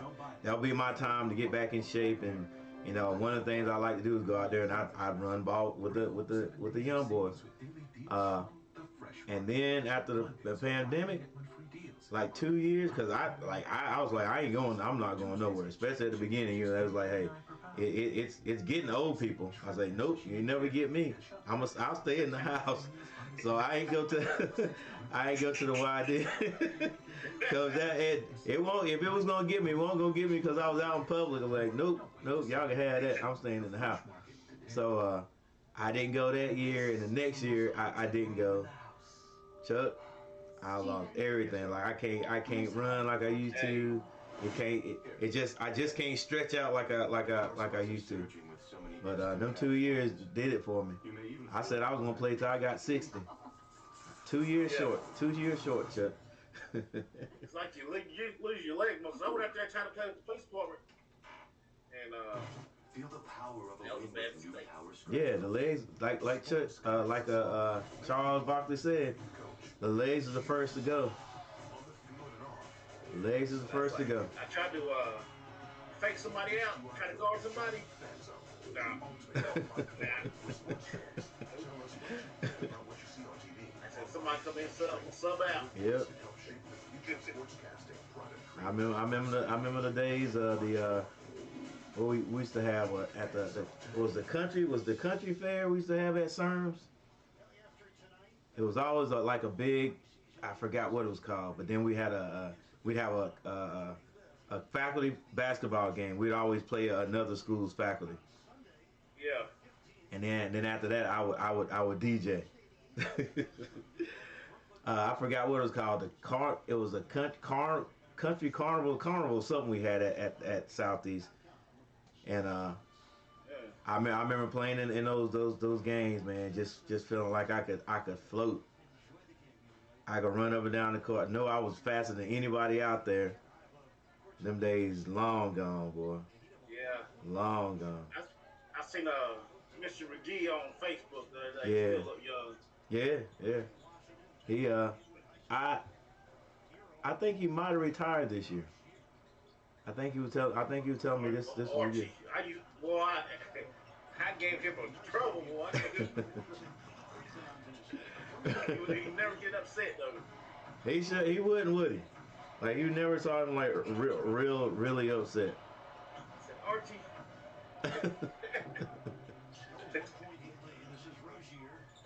You know, that was the year we got a bunch of those 7th graders got in trouble back then because they would start this game by smacking girls they're not supposed to. Yeah. Taking points.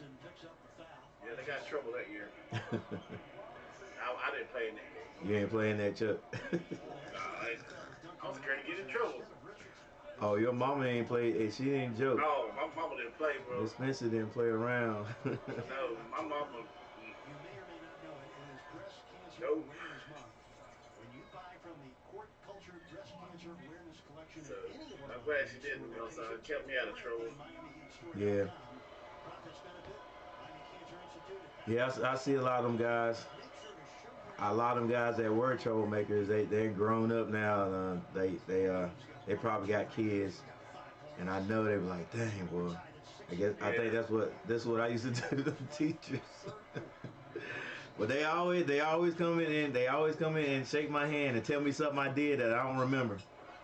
Yeah, that's what, hey, tell me something I did and I don't remember. Mr. Preto. Huh? Yeah. Yeah. Yep. She I think she's still working over there. It ain't Mr. Pre no more though. Yeah. Yep.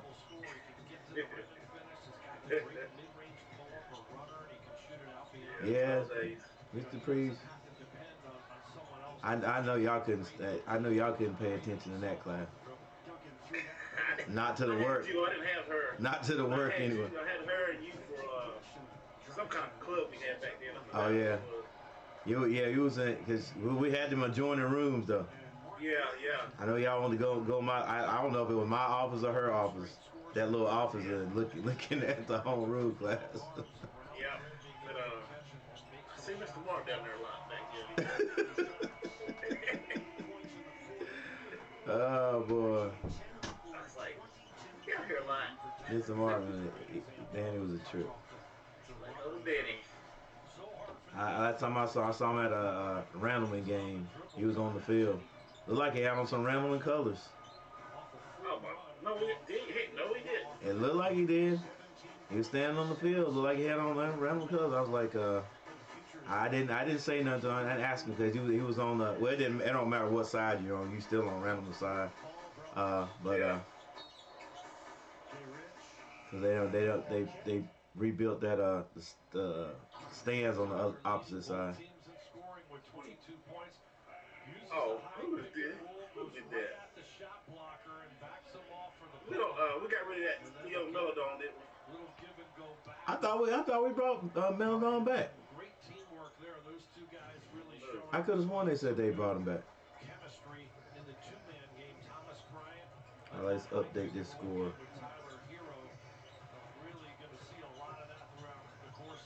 He was decent at times. He had 10 points in the first quarter. He's got 10 points here in the third. But it's the Hornets who have a 2-point lead on the ball. This is their first-round draft pick, Brandon Miller out of Alabama. He's back in. Oh, Washington in his pocket, picked by Drew Smith, and he stole it right back. Edmund Sumner, the veteran guard, gets the ball. And that's the thing right there. We got to make better decisions. And we would do that a whole lot last year. We'd make a good play, steal the ball, then we turn it right back over, give it right back to them, and that's exactly what happens right there. The other team would always capitalize on it.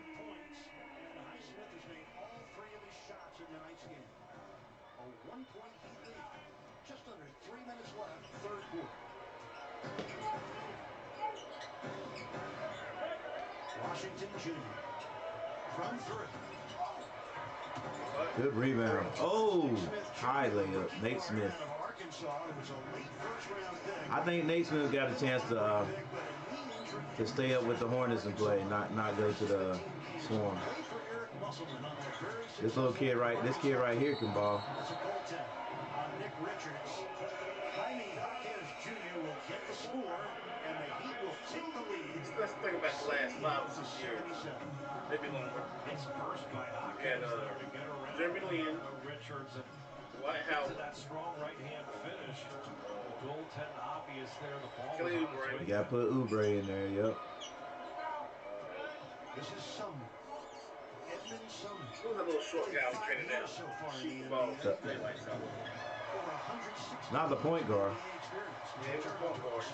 Backup point guard. He lost it in bounds. Last touch by Charlotte. I don't know how the guy I'm thinking about. I don't know how well he can shoot it, but he can come out and handle a team. His handles was great. He played in the ACC too. I can't remember his name. Yeah, I can't either. He was sort of well, compared to these guys, short looking. One of these point guards I'm thinking about got hurt and he came back. He was hurt for a long time. You think about, was it Dennis Smith? Him and the guy that played for the Celtics. Tom. He used to play for the Celtics. Kimba came in and got his spot, I think. Yeah, we could have. I can't think of his name. At halftime, they said that Charlotte hadn't won a playoff series since 2002. No, and Chuck, that's 20-some years, because that's when I got over at NAMS in 2001. Yeah.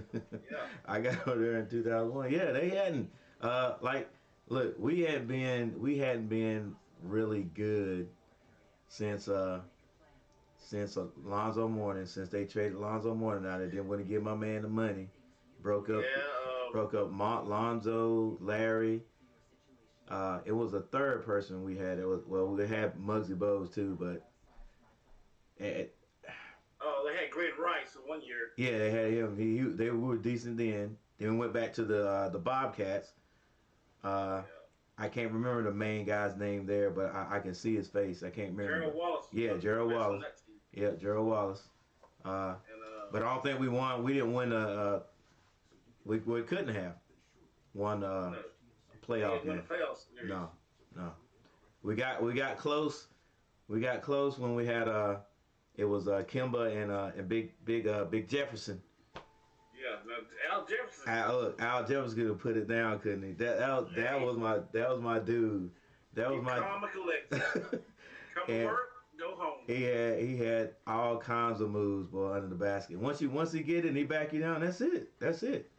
And you gotta hope he had an off night because you couldn't block his fall away because he was so big and tall. He was strong. He could hit a layup. He could hit and then he could go hit his free throws too. And then you know that year we had the best chance. He hurt his ankle. So he came back and played in that playoff series, but the ankle, he got to have his legs to do what he does. So, and we got every bit of what Kemba could give us his years in Charlotte.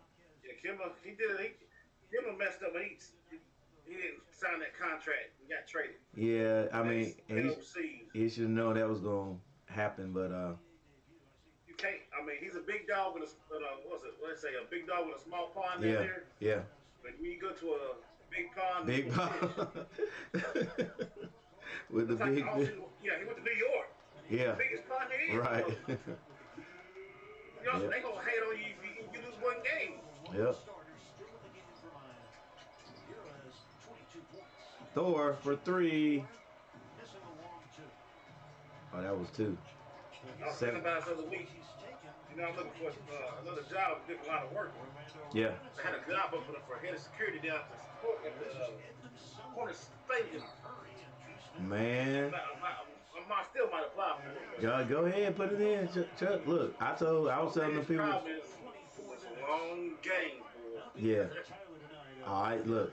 I was telling the people at when I retired, I said, look, I would love to go work, do whatever at the Panther Stadium. I don't care if it was greenskeeper or whatever, Panther Stadium, or work in. I want to do both. Let me work at the Panther Stadium, whatever, until that season's over with, and I transition on over to the Hornets. I would love that, man. If I had to do it over again, if I knew now what I knew then, 20 years ago, 20-something years ago when I graduated, I'd have done something in sports management or something. Man, look, I tried to get my daughters into it. They was like, I said, boy, that would be the thing. And you remember Kay Johnson? Yeah.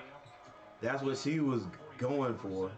I don't think she ended up her college career doing that, but that's what she. I'd like to do something in the office, like recruiting or something. Yeah.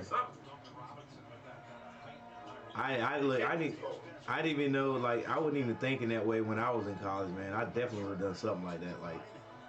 I was thinking about trying to at this high school, trying to get some money. Yeah. That's my problem.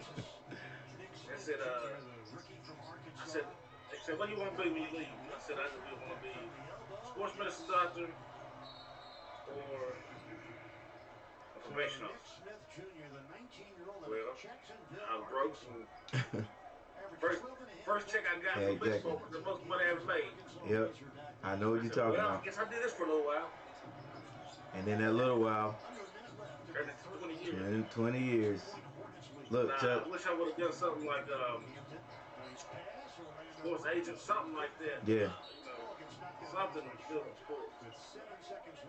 Well, I always tell these kids, you always want to try to do something that like you would do, and you would enjoy doing even if you wouldn't get paid, because you know you got to get paid to live life. But if you could do, something you would do anyway. So yeah, anything in dealing in sports, I would have loved to do. I knew a kid that actually he was at CERMS. I can't remember his last name. I think his last name was Glover or something. It might have even been in Frankfurt, but I think he was at CERMS for a couple of years. And man, that kid, he actually became a sports physician. And he and his wife used to, that's when I used to go out when they first got whatever ABC here at these little clubs that sprouted open in Asheboro. He would be there. He would be there. Him and his wife be there all the time in these little clubs. And he was one of the guys say, Coach Gary, you want to maybe want to be a doctor. So he went into sports medicine. And he actually was the doctor, the sports doctor or whatever for A&T for a good 3 or 4 years.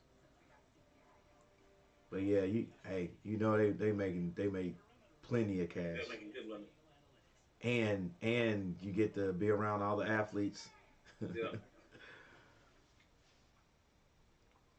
Yeah, I try to get my daughters to think about that. I was like, yeah. I said, yeah, let's. I tell you right now, well, it's always been human resources. Mm-hmm. Stuff like that. I seen the pay on stuff like that. Yeah, it's outrageous. Yeah, I was like, yo, y'all. Yeah, that's what I would tell Kay. I said, all right, Kay, you get going and get into Carolina, and you give me some tickets. Give me some tickets so I can get on the sideline. EJ's down in Carolina doing something. He was now EJ. I don't know if you agree with this. You may not, but he's the best athlete I've ever seen. Listen, Randolph County. I know he was the fastest I ever seen. I knew he had some speed when he was at SERMS. And yeah, I agree. He was a pretty darn good athlete because I remember he was a wide receiver. I used to throw the ball to him. We say, in this little country very, Coach, go throw the ball hard, Coach. I used to throw that ball hard as I could at EJ, coming to me, and he would catch it. Like, and even in basketball, I do the same thing. He would tell me, Coach, throw the ball, throw the ball hard, Coach. Oh, I throw that daggone ball at EJ, he catch it with no problem. And look, I used to pick at him because he used to. I don't know if it was his shoes, but his shoes was always set like that or something. And so I never thought that he would be as fast as he was. Yeah. But when he got to high school, on that field, you seen it. He was always the fastest thing out there. He was running on a clock that Coach Cates had. Now them ain't like the ones they use for real. Yeah. He hit a 4.2. So he was literally running like a 4.3. Even if that clock was really, really off, he was still running sub 4 at 4.4. This is why I get a little upset. I hope nobody gets offended because I'm still trying to get down East Randolph one day. I did see him have a letter from Maryland, University of Maryland. Full scholarship. Yeah, full. For some reason he didn't go. He also had an offer for baseball.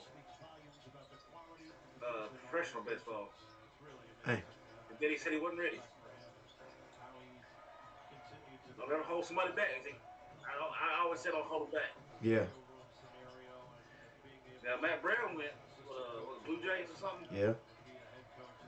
But I always feel for EJ. He could have left this area and he definitely had the tools. Between him and Rod, Rod do some major stuff on the field. Yeah. We were down the fourth quarter. Last play of the game, Rod took it all the way to the house for a run. Look, I just like I'm sure them guys, like when they would, someone would tell me, man, you got a lot of heart to be out here playing in college. When I did get my little playing time, and I always remind me of Rod when I after I graduated and came back, and I would see him out there because he played varsity in his 9th grade year. Yeah. And he was as tiny as I don't know what it looked like out there, but just as tough as nails out there. So yeah, Rod did some serious things out there. What happened? They took him at a young age. Him, Chico, all of them played Pee Wee football. Come on up. Yeah. Yeah. But there was a guy that you knew. It was years ago. It's probably been when I was in middle school. He might have played football with you. He's a preacher now. From Asheboro. Black guy. Y'all had to play football together. We got A&T together. Oh, we played together. Yeah. He's a preacher. What's that guy's name? But y'all knew each other. I think y'all went to A&T. I'm pretty sure y'all went to A&T together. Oh, you talking about McNair? Yeah. Yeah. Yeah. Did he play football? Yeah. Yeah.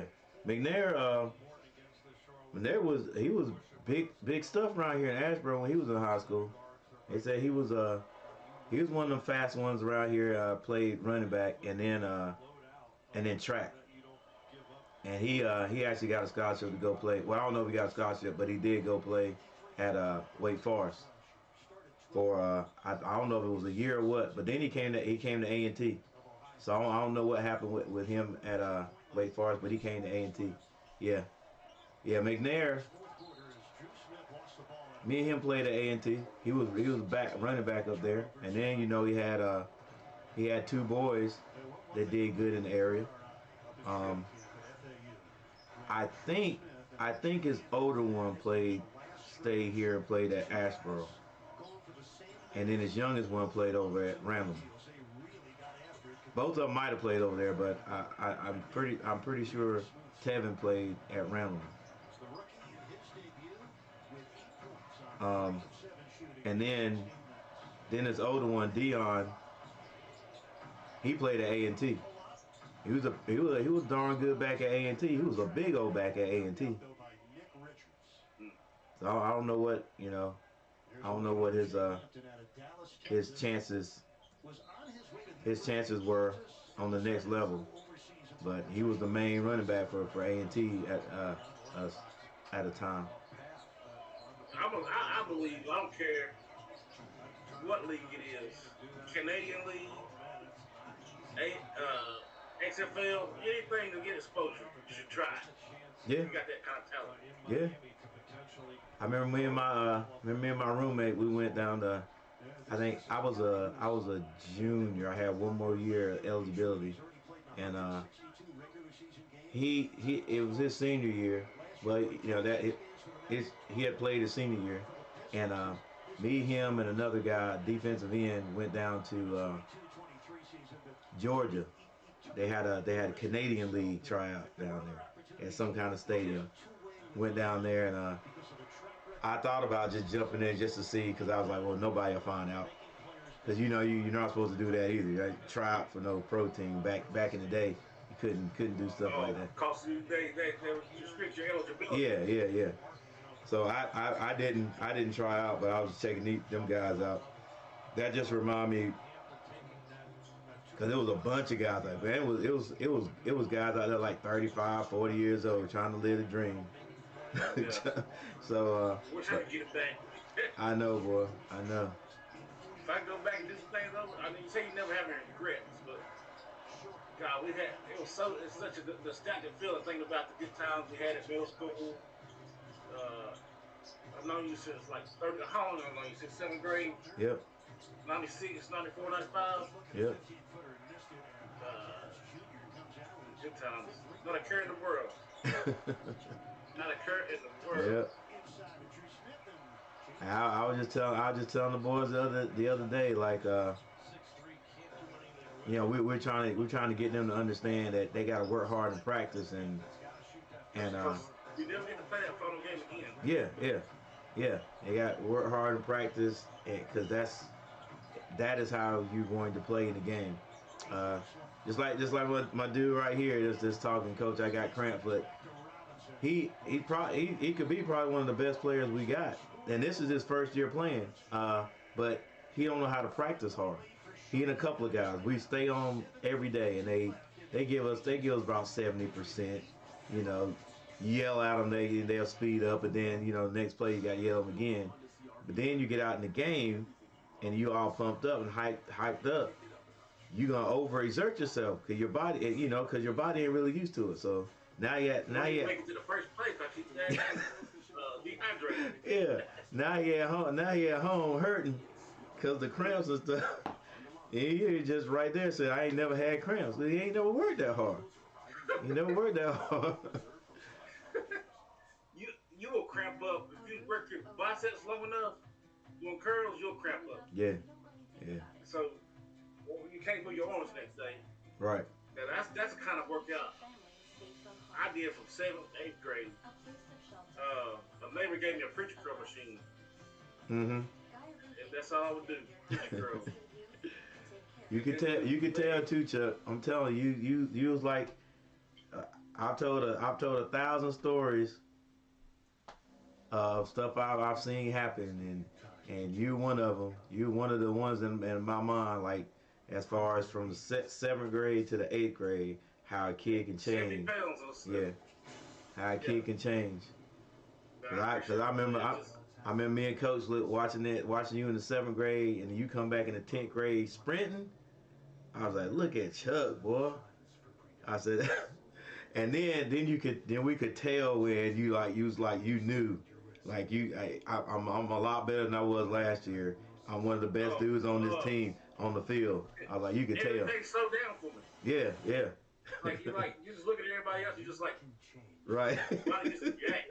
That was good days. Yeah. Then we lost that game to Liberty, that last game.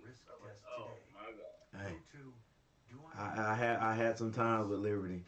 I remember we beat Liberty when I had just talking about EP, Eric Patterson, and there was a couple of other guys I can't remember. Beat them boys in that last play because Cream. What's Cream's name? They call him Cream, but I can't remember his name. But he was playing for Liberty. So Anthony Branswell came down from Liberty. Yeah, supposed to have been their main dude. And I think they ran something, they fumbled the ball. Eric picked it up, ran it all the way back, and we beat them boys by that touchdown right there.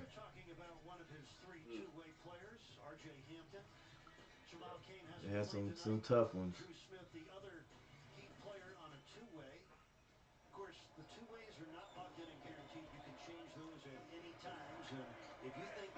I'll tell you, this Nick Richardson doing better than this Williams was.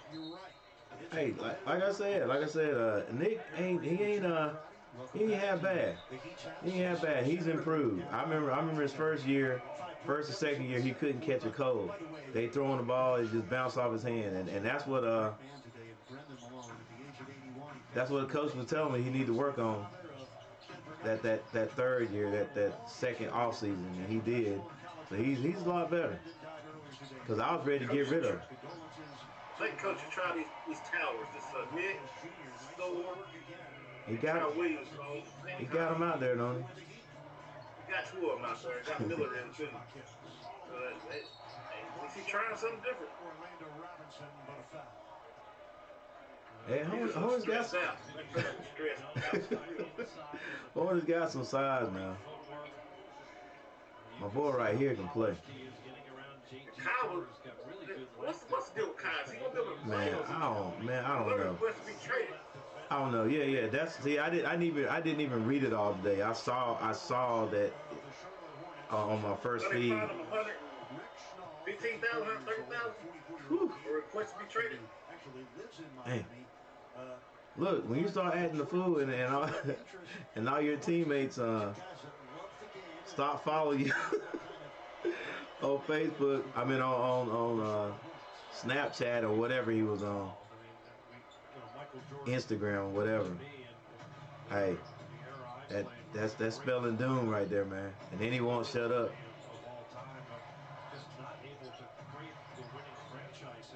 Shoot, is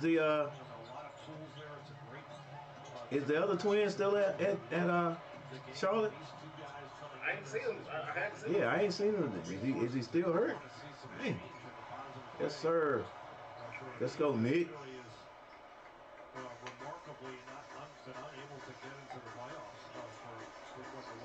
All right, 6 minutes and 38 seconds left in the fourth.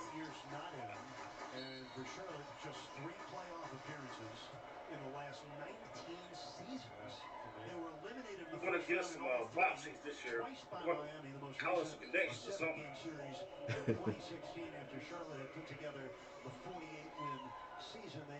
I keep saying I'm going. I might have to connect for some tickets.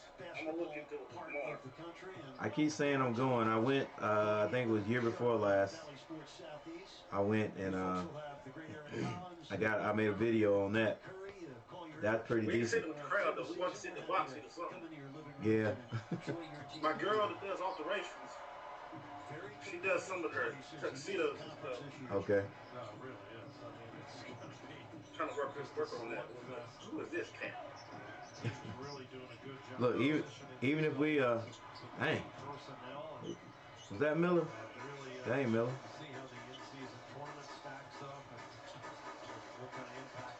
Look, even if I sit in that, you know that part, the part that's vertical with the floor, like not on the sides, but it's like there's a bunch of concessions out there, and there's a place right there you can walk, and it's got tables right there. I like that view too.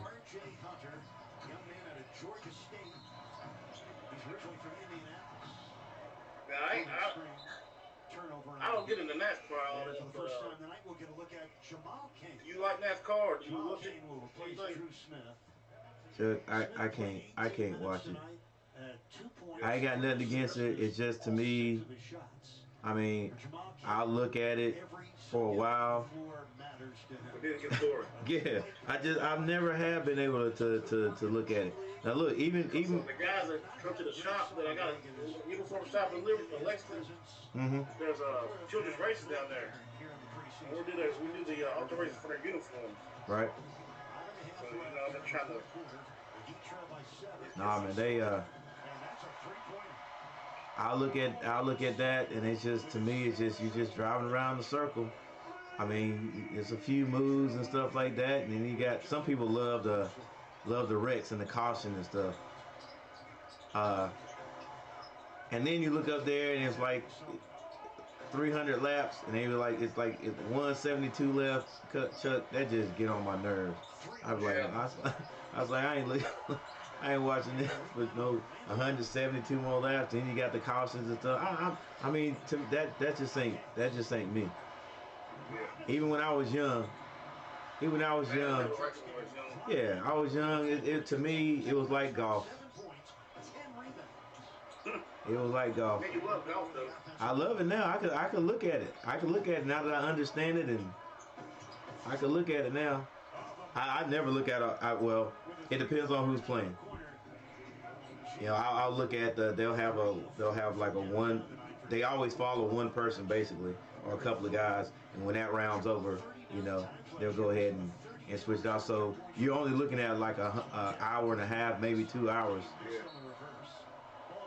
You know, that one time I watched golf, Tiger Woods was in the finals after being hurt all those years. Yeah. Him and Phil, yes. Yeah, everybody was. I did a live on that. Shoot, that's my biggest viewer participation. 5,000 views on that. That when Tiger were playing. A golf, and all I didn't. I had a little screen like I have here in the middle, but you know, wasn't no graphics. It just showed you what everybody's score was. That was it. I'm surprised that you don't have like a little shop. All the skills you have. Chuck, I don't know where you learned your. I'm working on it. Every time I look at my little area, my little shop I got behind the house, I'm like, I gotta add. I think I'm gonna just go ahead and buy me a building. Go ahead and buy me a building and put my get my go ahead and buy my equipment and put in there. Because the one I got back there was a gazebo, and I just put walls and stuff on it and a roof. And but I need to go and get me a bigger one. My neighbor got one of them aluminum behind his house. I think I might do that. Plus, you know, my son Chet, he loves working on cars. What's he doing now? Well, Chet 33, I think. Yeah, he was he helps me now with the boys football team. Now he was the head coach the last 2 years, and got him a job, and so we weren't gonna be able to do it, and then things changed. So he came on back out there and got that bug again. I said, yeah, come on out, check us out, check see what we got. He down there about 1-2 days, and that was it. That's it. So he back out there helping, but yeah, they had a little bit last year. In fact, the starting running back we had last year, he got some playing time on varsity last game. So yeah, so Chet, I mean he loved working on cars, and so I got 2 projects.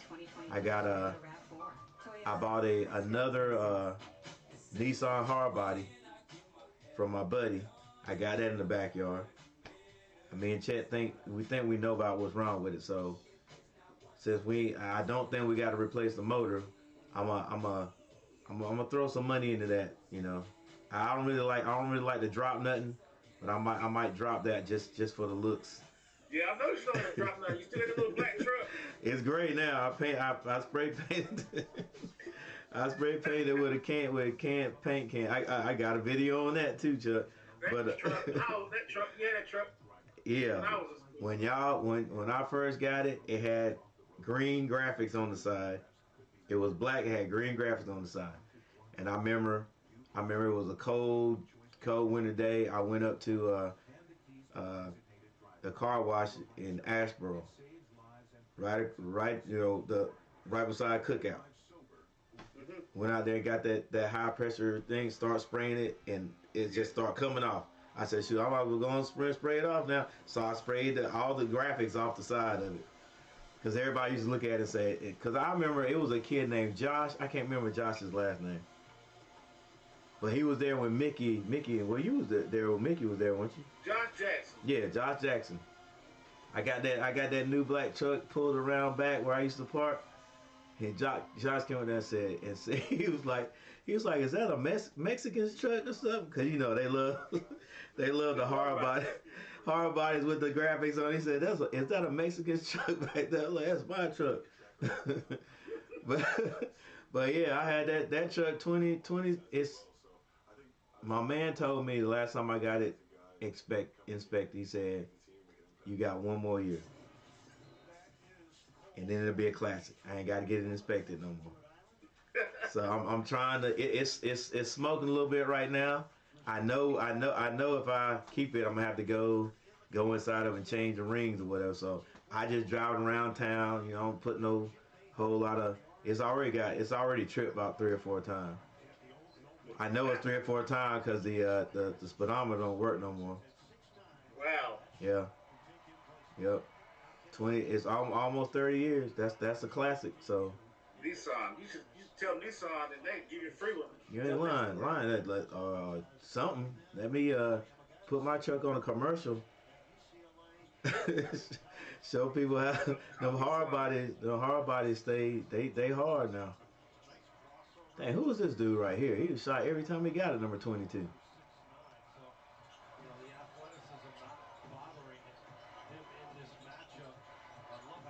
104.97.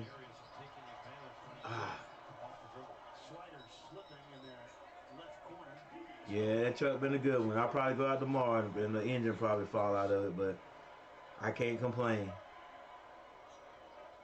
Hornets have 3 more preseason games. On the 12th at Washington, on the 15th at home against the Thunder, on the 19th at home against the Celtics. Come on, dude. Slider power in full effect here in the preseason opener. Cole Slider, 9 points in 11 minutes. He's got 3 of 7 from downtown. Nate. You were the teaching system at least 30, right? What's that? You taught for over 30, right? Oh yeah, 32.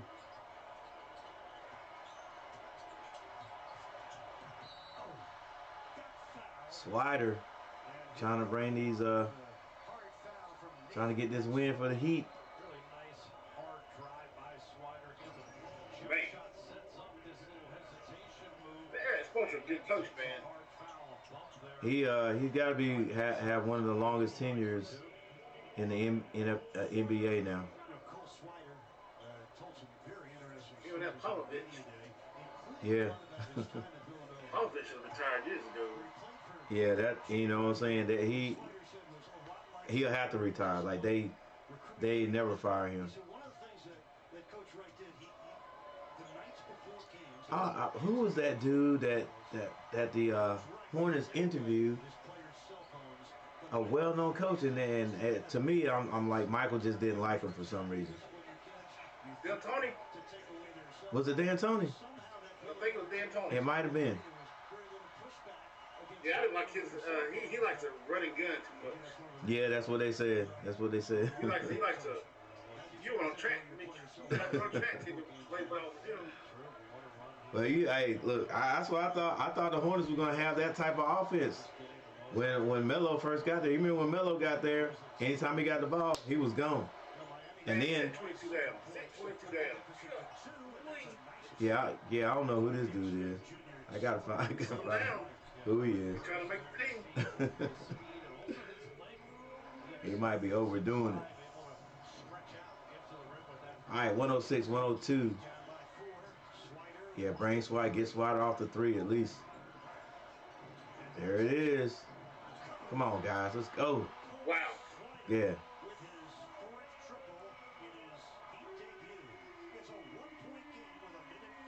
So I don't know. I don't know if we're gonna be able to overcome it, because that's how the Hornets lose a lot. They have it's one guy they can't stop. We got 1 point. That was one point game like 10 times. Dude, can you please take number 22 out? Dang. He's shooting everything. Ain't hit nothing. That's the second air ball he shot. The second air ball he shot. And look, and Nate Smith Jr. out there taking him to the basket. This dude pulling. That's another guy that we got rid of, Nate Robinson. He was killing up threes. Yeah.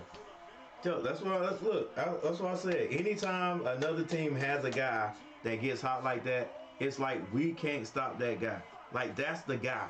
Like, how is he that open, Chuck? He done scored the last 9 points.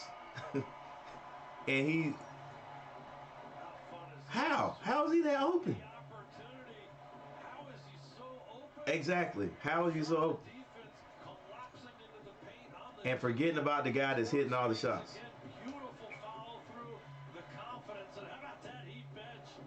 And I know people probably listen to me saying, Coach, you couldn't do no better. I bet you I would leave somebody that's hot open. Which I foul out one. Exactly. I'm gonna be screaming like, hey, watch the shooter. 17 fourth quarter points for him. Miami was down by 9 with 3:41 left. He'd have scored 13 points in a hurry.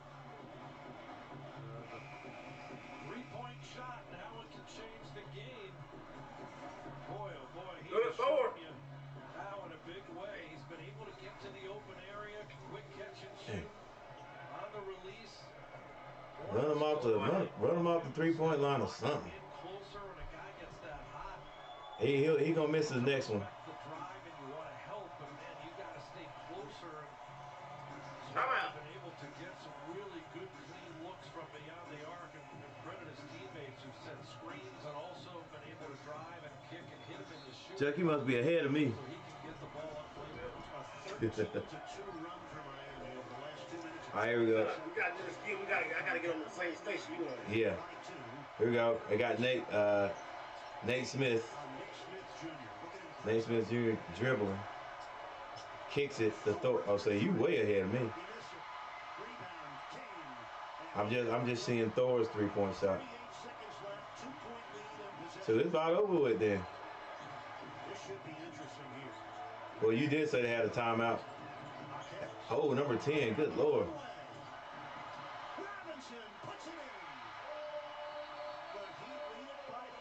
That's it, baby. You got to keep playing defense. You got to be smart. They put the ball in Hopkins' hands as a point forward. He goes right down the middle there. Off the deck, able to beat his man and creating a havoc there defensively. And that leaves the rim open for Orlando Rockets. Man, that is one thing that the Hornets do not do, if you ask me, and that's play smart ball. It's bow time. It's not just football season. It's tailgate season. All right, we got a timeout on the play. Oh no, Chuck, you might be at you. Is the game over yet? Not yet.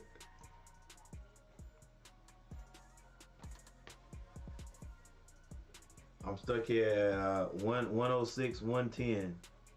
Heat.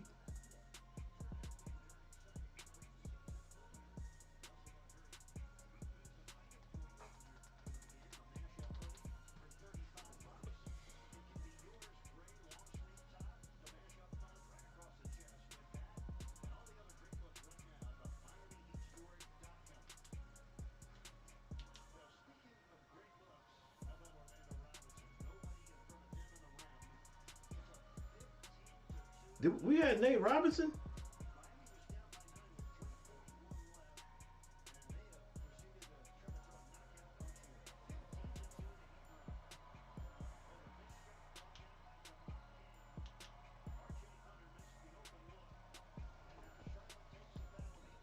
We had Nate. It wasn't Nate Robinson, was it? We had Nate Robinson years ago. We traded him away. Little Nate? Yeah.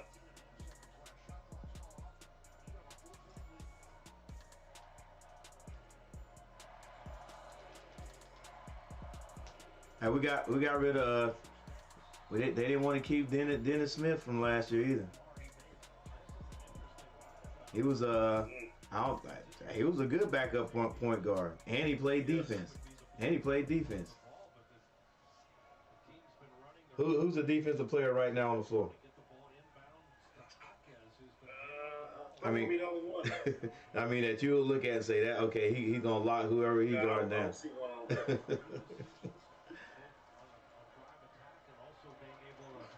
Hey, they might not be cover have playing some defense somehow.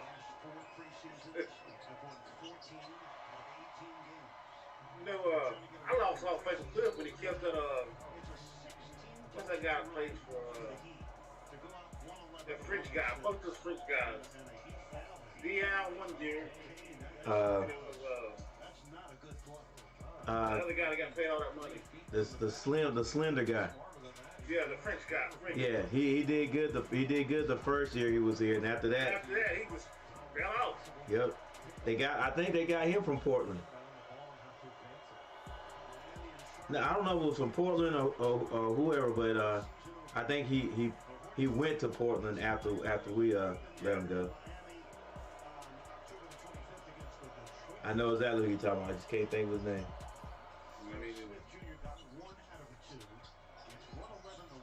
Oh, that's Hornets ball. That was strange. Wait a minute. One referee signaling one way, the other. Evan Scott and Jason Goebel talking it over. And now the crew chief Ben Taylor joining the conversation. That ball had a weird bounce. Unless the person guarding out of bounds hit it. Unless Thor hit it. What are y'all doing?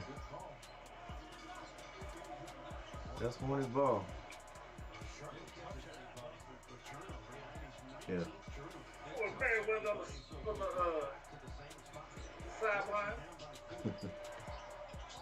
Get out that corner.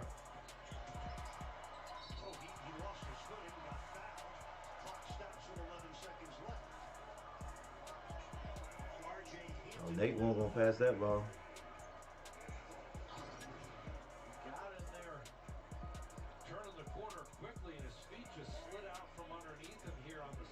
Ooh. Rolled his ankle a little bit. I like the way you're attacking though. 1, 2 free throws for Charlotte here. 11.1 seconds. They got in Charlotte, got in Smith Jr. Yeah, Nate Smith. He had a good summer league.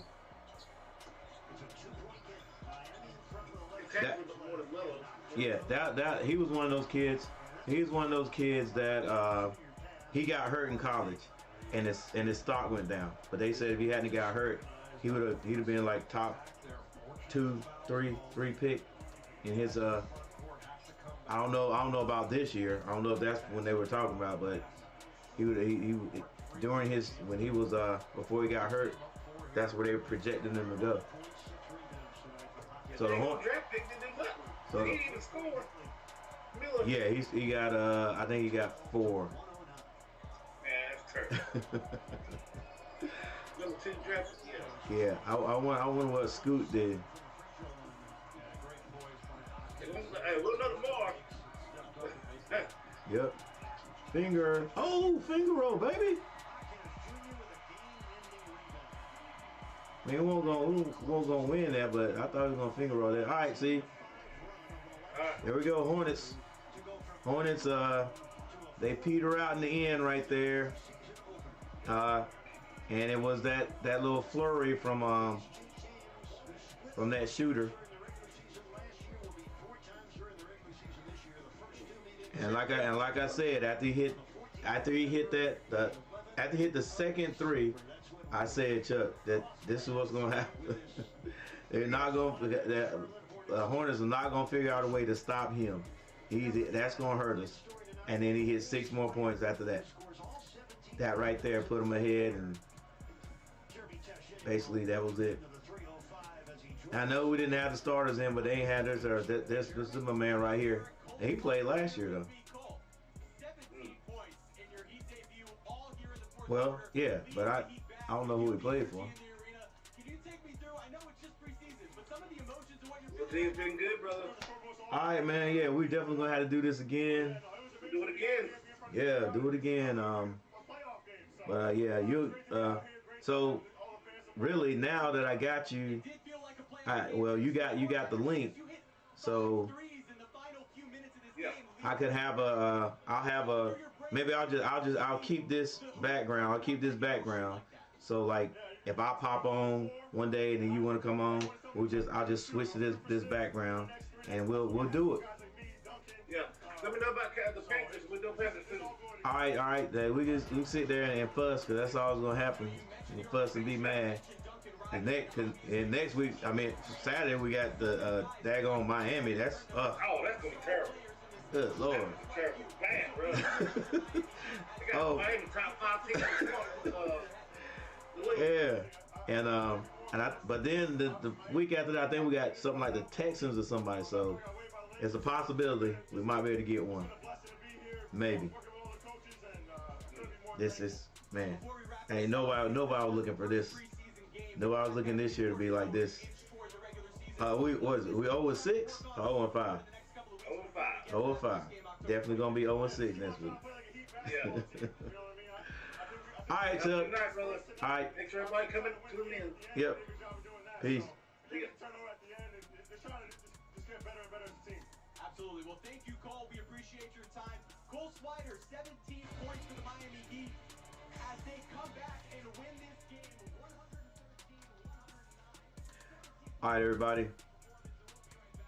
I'm going to go over the stats, and then I'm going to be out of here. Thank you guys for showing up. Thank you guys for hanging out. Thanks for hitting that like button. And then stay tuned, and just look out for my next thumbnails. So you can come and join me, leave some comments in the chat, and we'll get this year underway. All right, box scores.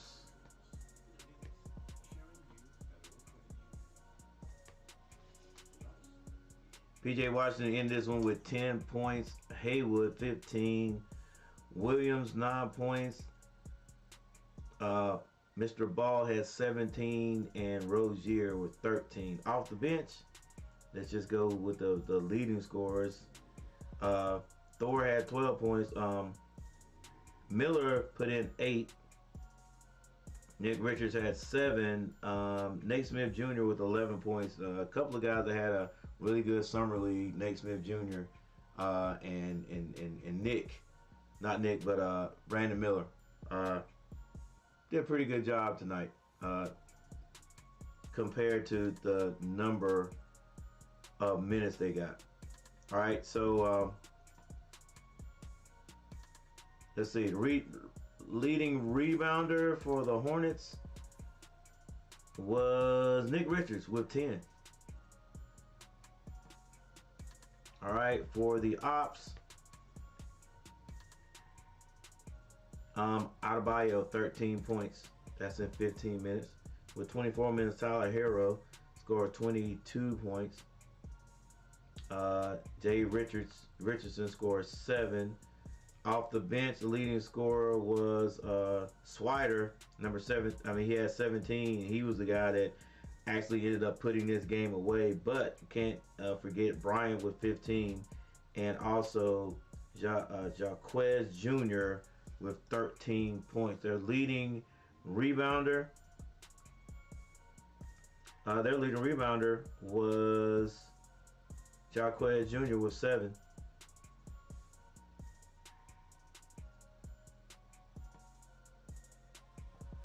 And then finally, here's your team stats.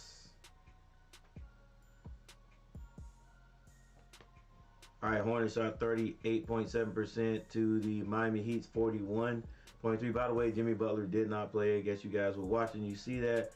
3-point shooting, the Hornets 10 for 38, and the Miami Heat 12 for 38. Free throw shooting, Hornets did improve from 78.2, I think it was, up to 81.8%, 27 out of 33. But the Heat, man, 92.6%, 25 out of 27. The Hornets out rebounded the Heat by 1, 52-51. There's your assists, blocks, steals, turnovers. Both teams, a number of turnovers. The Hornets 17, Miami 19. Largest lead was in the first half by the Miami Heat, 16. But the Hornets did close it in to within 1 point before halftime, and actually took the lead in the third and fourth quarter, but not enough defense to stop what the Heat were doing, especially with Swider. Swider just quick 17 points in the second half. In the fourth quarter, I know for a fact he hit at least, he might have had all of his points there, but he hit at least 4 3-pointers. So that'll be 12 points right there. All right, but with that said, thank you guys for joining me. There's your Hornets score right there, 109-113. First quarter, Miami won that one 25-22. Second quarter, Hornets 30-28, I think that is. Third quarter, Hornets 28-25. And then Miami wins the fourth quarter 35-29. And that's how it goes. So with that said, we're ready to get out of here. Thank you guys for joining me. And I'll see you next time. I'm Coach.